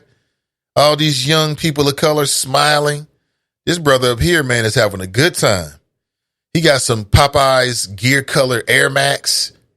Them joints cost at least $120. He got a special color too. He gonna match that with something that's non-Popeye related, I bet you. Okay, so it's like sweats and shit. I just don't know. Why would I ever want to dress like I work at Popeyes? I just don't think that's gonna work, but we'll see. Somebody's gonna pay for it. TNT writes suspect. Hey, good to see you, TNT. Mr. Marler writes, what the? Okay, so it wasn't just me. D. Grace from South Central Esquad affiliates writes, San Fran is suspect. The reporter sexualized wrestling while looking at some high school boys. Suspect, right? That you said it much more better, much more eloquent than I did, Clue. You're right. When I'm looking at high school sports or watching young people, I don't sexualize it. I don't jump into my head. That's why I said that was a very odd thing for a grown man to say as a joke. And again, you got to understand, jokes can say something like what you think is funny thing says a lot about you. I don't think that's funny. Shit funny about that. That sounds real suspect to me. I'm glad it's not just me. And he gonna try to play it off. I ain't gonna try to play it off. Oh, well, it's just an observation. It's not just an observation. Dude revealed something about his soul in that. Hey, I see Cedric Denson's in the house. He writes morning all. I need to catch up with you, Cedric, and get an interview, brother. All right. Hopefully we can. I don't know what your next week is looking like if you're still listening, but I'll reach out directly because these messages are like an hour old. I'm so late. Damn. Good morning. Trump got Jay-Z music ready for the campaign trail. Not guilty, y'all. Y'all got to feel me right. Capiche, son of a bit. Is that how the lyric continues? Why did Black Russia refer to him? Man, what? Like I said, man, I know that you want to make some kind of deal out of that with Cedric Denson. But for me, I think that the voters should vote on the substance of the quality of what he's been doing. Like the question for any elected official is, what have you done? You know, run us down a quick list of what are your accomplishments and how that's impacted the 33rd and impacted the community. I think that's what people are going to focus on. But I get it, brother. I get it. Fame writes, Glenn, I enjoy wrestling. I ref it at the JV level and under. But some of those old hoes are suspect. Some scoring hoes are suspect. The choice is between periods. Come on, Glenn. Okay, B. Okay. TNT writes, good morning, State Representative Denson. Put some respect on that man's name, I would agree. And I would say the same thing about anyone else. I would agree with that. Ray writes, didn't Jay have to overly apologize when she said something about the LGBT over 10 years ago and Jonathan Capehart was hurt and she had the big panel discussion? She did say something. Yeah. Joy Reid controversy. Let me type it in Google, the Oracle Google. The all-knowing Oracle. If I show up with some Popeyes gear, I'm getting paid for it. You can believe that. If I do a video, if I do a 5-minute flow and I'm rocking a Popeyes hat, I'm getting paid to do it. And I ain't rocking. It depends. I mean, it might be tight. I don't want to say Popeyes on there, but if it got a little logo on there that's done creatively and artfully, maybe it's got like some social statement, some political statement on it, I can rock that. You know what I'm saying? I rock that. But people are criticizing these young people, man. 1, 2, 3. They're having a good time. They're laughing. Everybody's hair look right. Everybody they got tightened up with the edges and everything. You got some new gear. You got some chicken. I can tell there's no chicken in the box, though. Those boxes are empty. Because when you put chicken in Popeye's box, you know, it just looks different. It looks different. I know from experience. I'm no hater. Brian writes, favorable to LBJ, shaking my head. I don't know what she said. She said something. Karamia writes, Black Russia, that's mean about Mr. Denson. What about your convictions with the law? Right. See, nobody talks about his shit, but he want to talk about other people's shit. See how you do? Come on, man.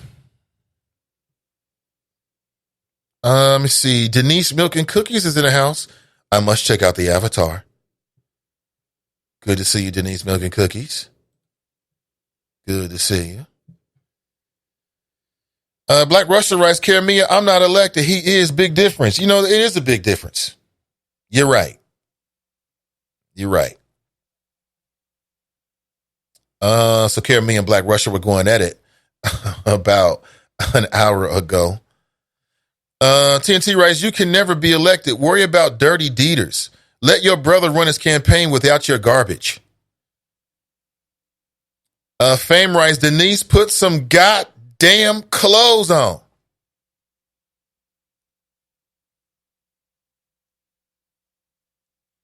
She writes, I just did. Black Russia writes, Drop Squad writes, Black Russia, what should be the next move for the Democratic Party against Trump? ? Continue to attack or work with him and take credit for it like Nancy Pelosi did with the U.S.-Mexico-Canada trade deal. I don't know if you would call it an attack. You know, what I've seen the Democrats do is react. Now, I mean, sure. Do you think that these Democrats didn't want Trump? They didn't want Trump to win. Were people sour about it and stunned and all that? Yeah. But after that, he's the president. Trump started doing things that tested the boundaries of being the president. And when you do that, you open the door for the opposition party to do what the Constitution allows them to do. It's just that simple. I'll say it again. Obama never was impeached. Obama could have certainly taken different situations and then try to tell people like, look, I want you to run an investigation on John McCain. But Obama didn't have to do that. He didn't think like that. He wasn't that kind of man. Trump is the kind of man that he's been doing these kind of deals his whole life. Trump's not doing anything different. If you look at it, just go check out any one good documentary about Donald Trump. Donald Trump's been doing shit like calling up New York magazines, calling up Forbes, acting like he's not Donald Trump, but he works for the Trump organization, singing his praises about himself, inflating the amount of money that he's worth so he can get on some of these top 10 lists about wealthiest peoples. Why? Because it serves his interest. Perception is reality. So this is nothing new for Donald Trump. We are in Trump's world. Trump don't care about this damn impeachment. Do you think Trump really cares? Let's say he was removed. So what? He becomes a martyr. To his dearly devoted fans, the minions, he will become a god because he was a tragic victim of the Jews and the blacks and the transgenders all ganging up on a righteous white man. Plus, he's wealthy. So if he gets impeached, he ain't going to jail. He's going to Trump Tower. Okay? So Trump doesn't lose. That's why he doesn't act that way. This is because this is nothing new. He's not acting a certain way. Power is only an amplification of who he already was. This guy was this way since the beginning of time. You know what I'm saying? That's who he is. You check out any credible documentary about Donald Trump. You can find some good ones on Netflix. Just do a search. And if that doesn't work, go to YouTube. And you're going to see that this is par for the course. The court cases, Donald Trump's been in the court since day one. He stayed at getting sued or suing someone. That's a constant state of being for him. That's why this shit don't faze him. Because it really doesn't faze him. He's not going to jail. He doesn't care about being tied up in the courts because he's worth hundreds of millions of dollars. He can bill it. And no matter what he does, there's going to be an element in this country, even if he loses a few here or there, there's going to be an element in his country that's always going to look up to him, always going to revere him. He'll always be able to get a crowd. Hell, he might even go back to reality television. So people need to understand that there's no loss for him.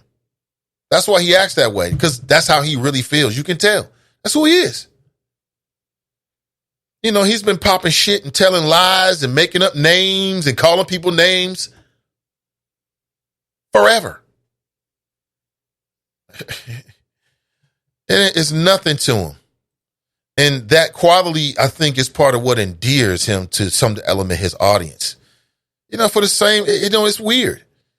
But, it is what it is. People love it. That's why, Trump supporters always got a smile on their face because Trump cracks them up. That's why they interview these Trump supporters. They never seem unhappy, do they?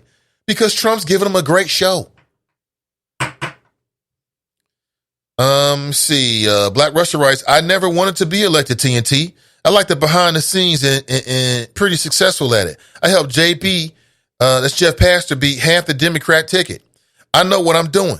You worried about having more than 10 people at an NAACP meeting and more than 5 listens to that trash ass podcast. Well, I mean, you're entitled to your opinion. I would say that their listenership is well beyond 5 listeners, well beyond 5. And whether people want to give the NAACP credit or not, they are one of the first, if not the first, NAACP branch to enter the digital age with their podcast. There might be some other streaming shows. You see a Facebook page here or there, Maybe, but maybe there's a streaming show. I haven't come across it. I see some Facebook here or there, but they're the only one in the country and have gotten national attention because of it. Okay, so I'm just keeping that. Those are facts on facts on facts on facts on facts. So, it is what it is. Think what you want, homie.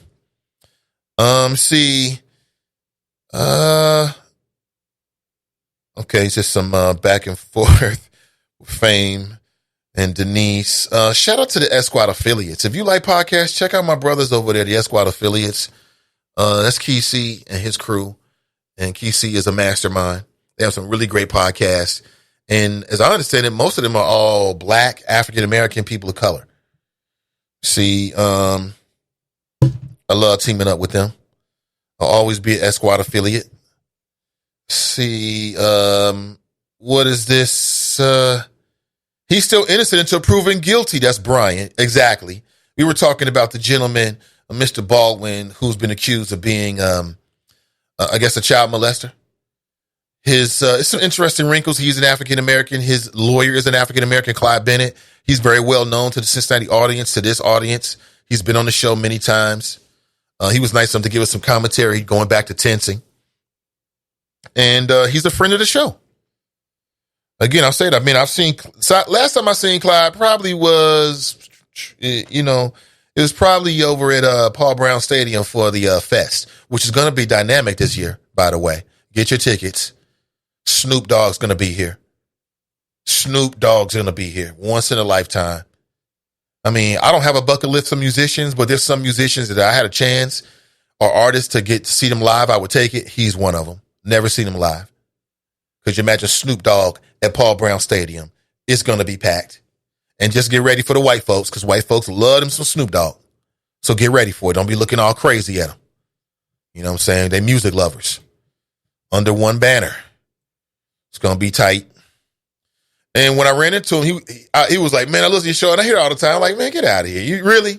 He walked me over to his wife. He was like, babe, I was just listening to the, she was like, she confirmed it. Black women ain't lying about no shit like that. So I knew it was 100.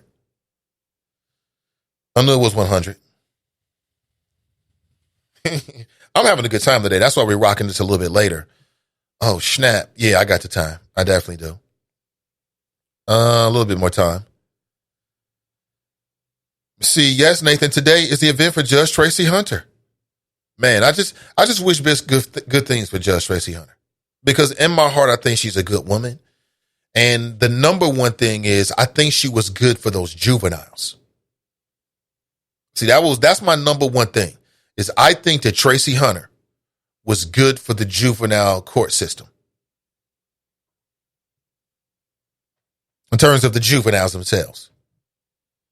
You know what I'm saying? Some of the shit she was on back then that people thought was controversial, like, oh my God, we got to unshackle the animals? Why would we ever do that? When you go to the zoo, do they ever take down the bars? Well, why would we ever unshackle juveniles, right? It was cutting edge thought. Years later, a ripple effect throughout the country. Everybody's doing it. There's a national debate going on. Most Cincinnatians was clueless about it. Oh, dear God, we're here. Dear God, that we are here. Dear God. See, because if not,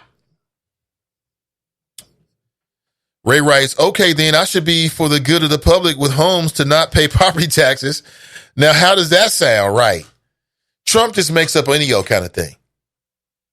He'll take the argument and like turn it backwards.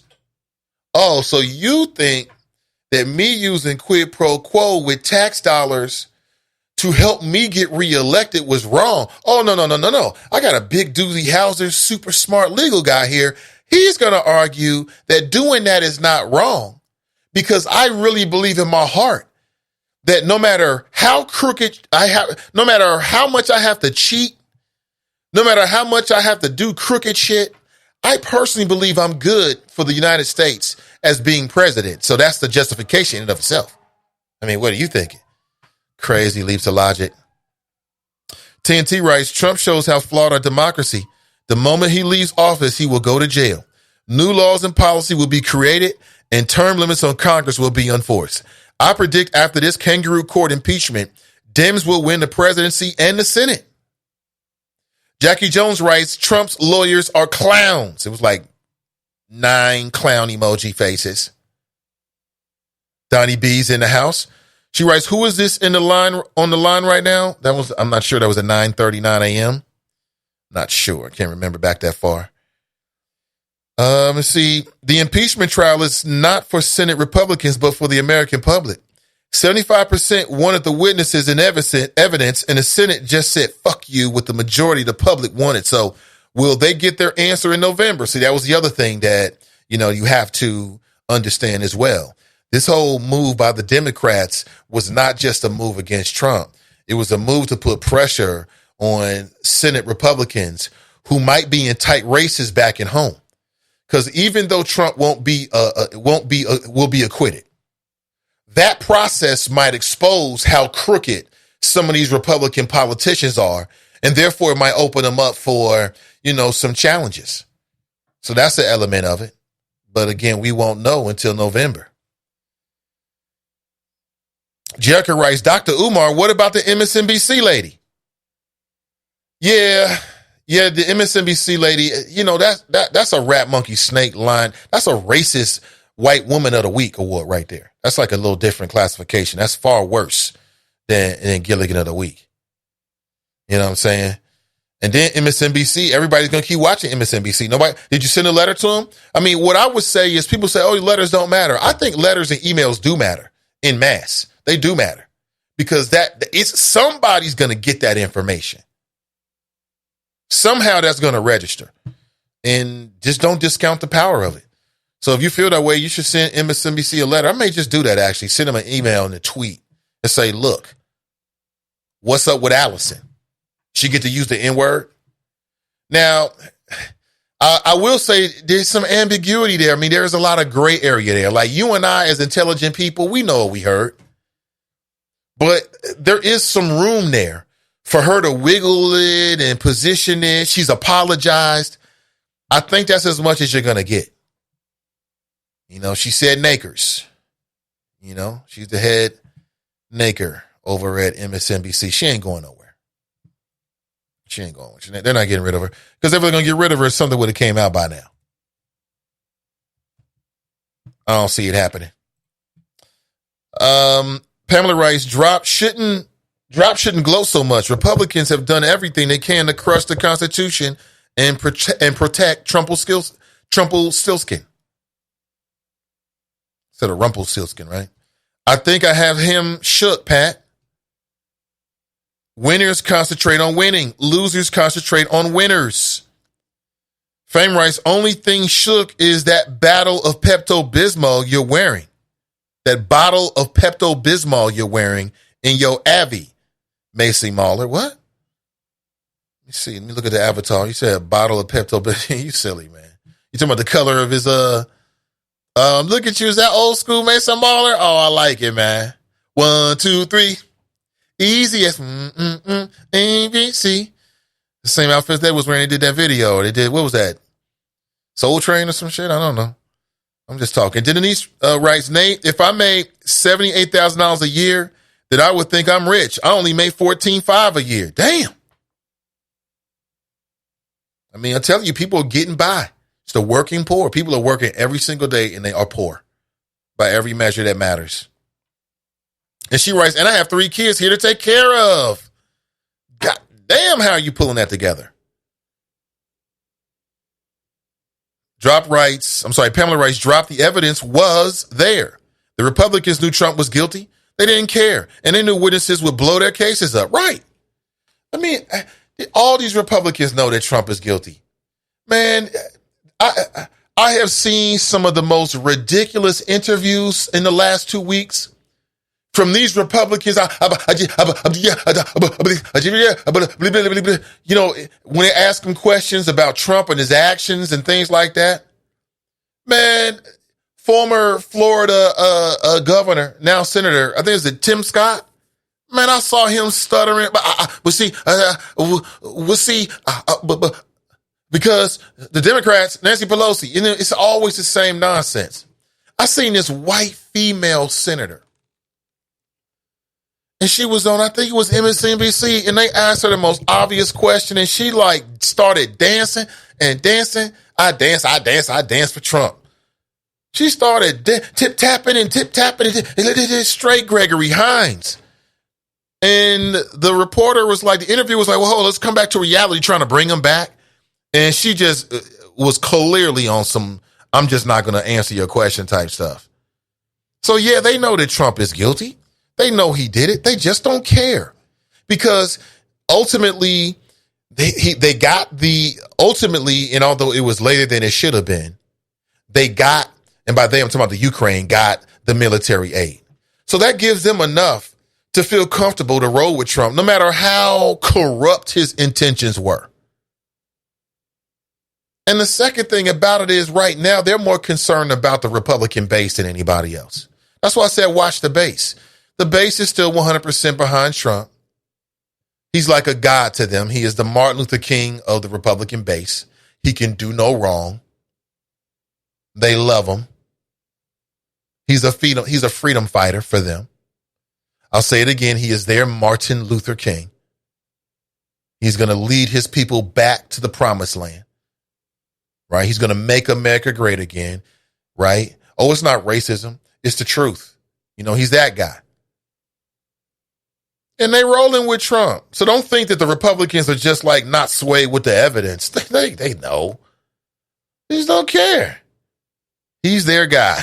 And that's it. That's how it goes. It's purely political. Pamela writes, she hopes you win the lottery. Danietta writes, Obama for Supreme Court would be dope. That was my first thought as well. It would be dope, Danietta, but I think it'll be a step down. I mean, you know, he's making non-government money.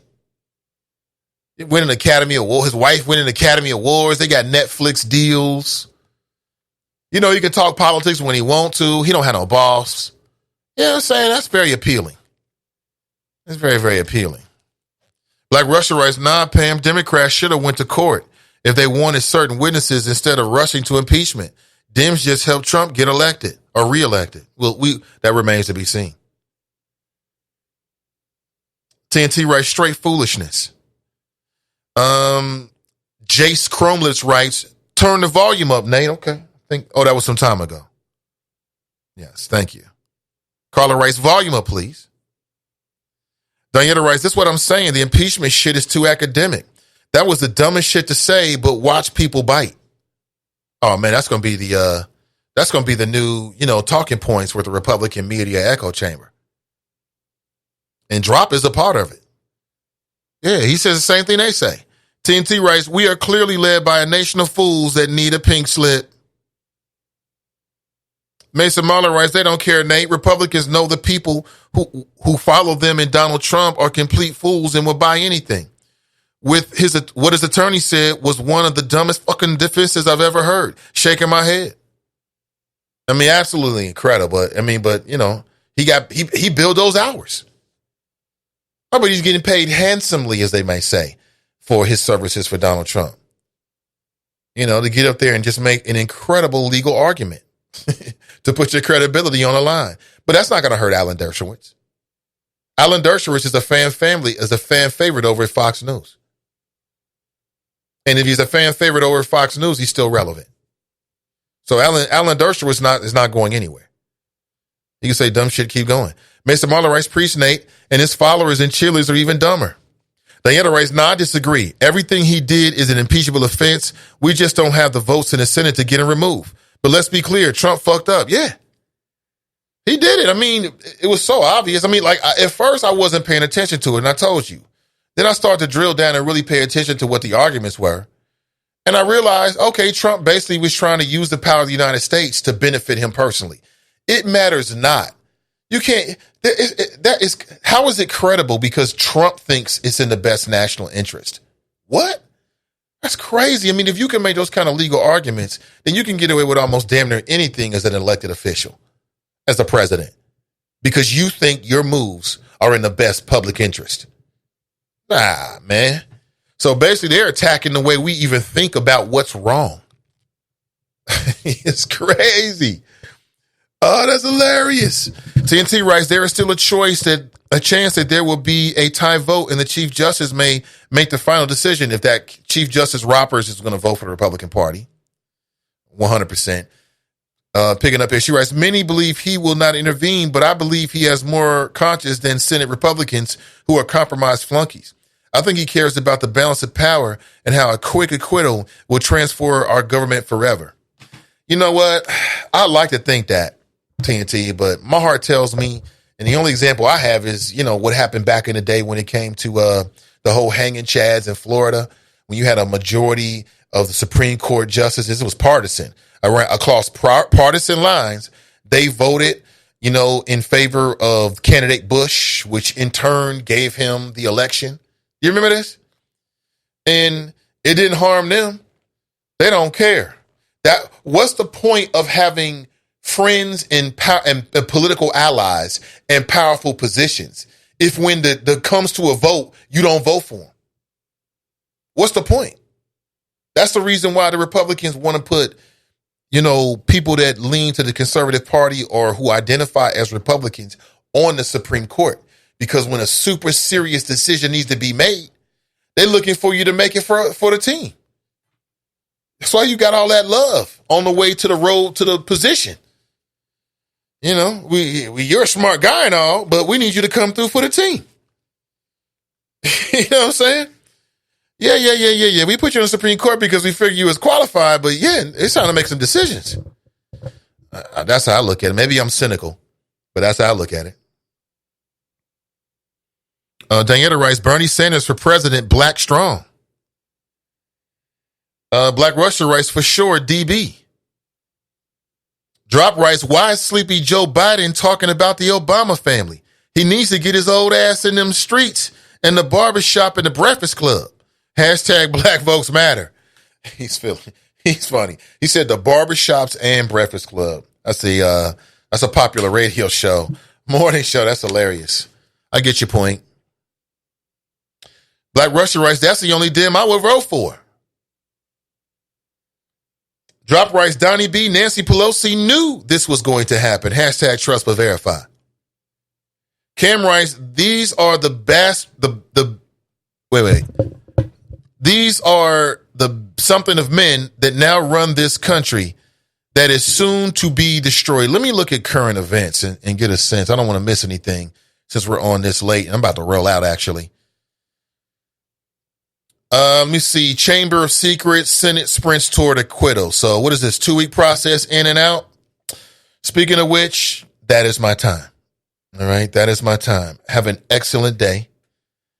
Have an excellent weekend. And I'll catch up with you real soon. Have an excellent day. I got to make a move. Haven't done a 3-hour show in a while, but we did 3 hours, 12 minutes today? So that's all love right there. I appreciate it. It's an excellent day. Thank you for being here. Let me read the I'm trying to get some of these later comments in because I've been reading from the beginning of the show. Let me back up here. I want to try to get some of your late comments in. Please like and share today's show. Appreciate it. Yeah, we've talked about everything this morning. Thank you for being here. TNT writes, Cam writes, Jewish founders supported by the Black Bully, hashtag NAACP nonsense. Oh boy.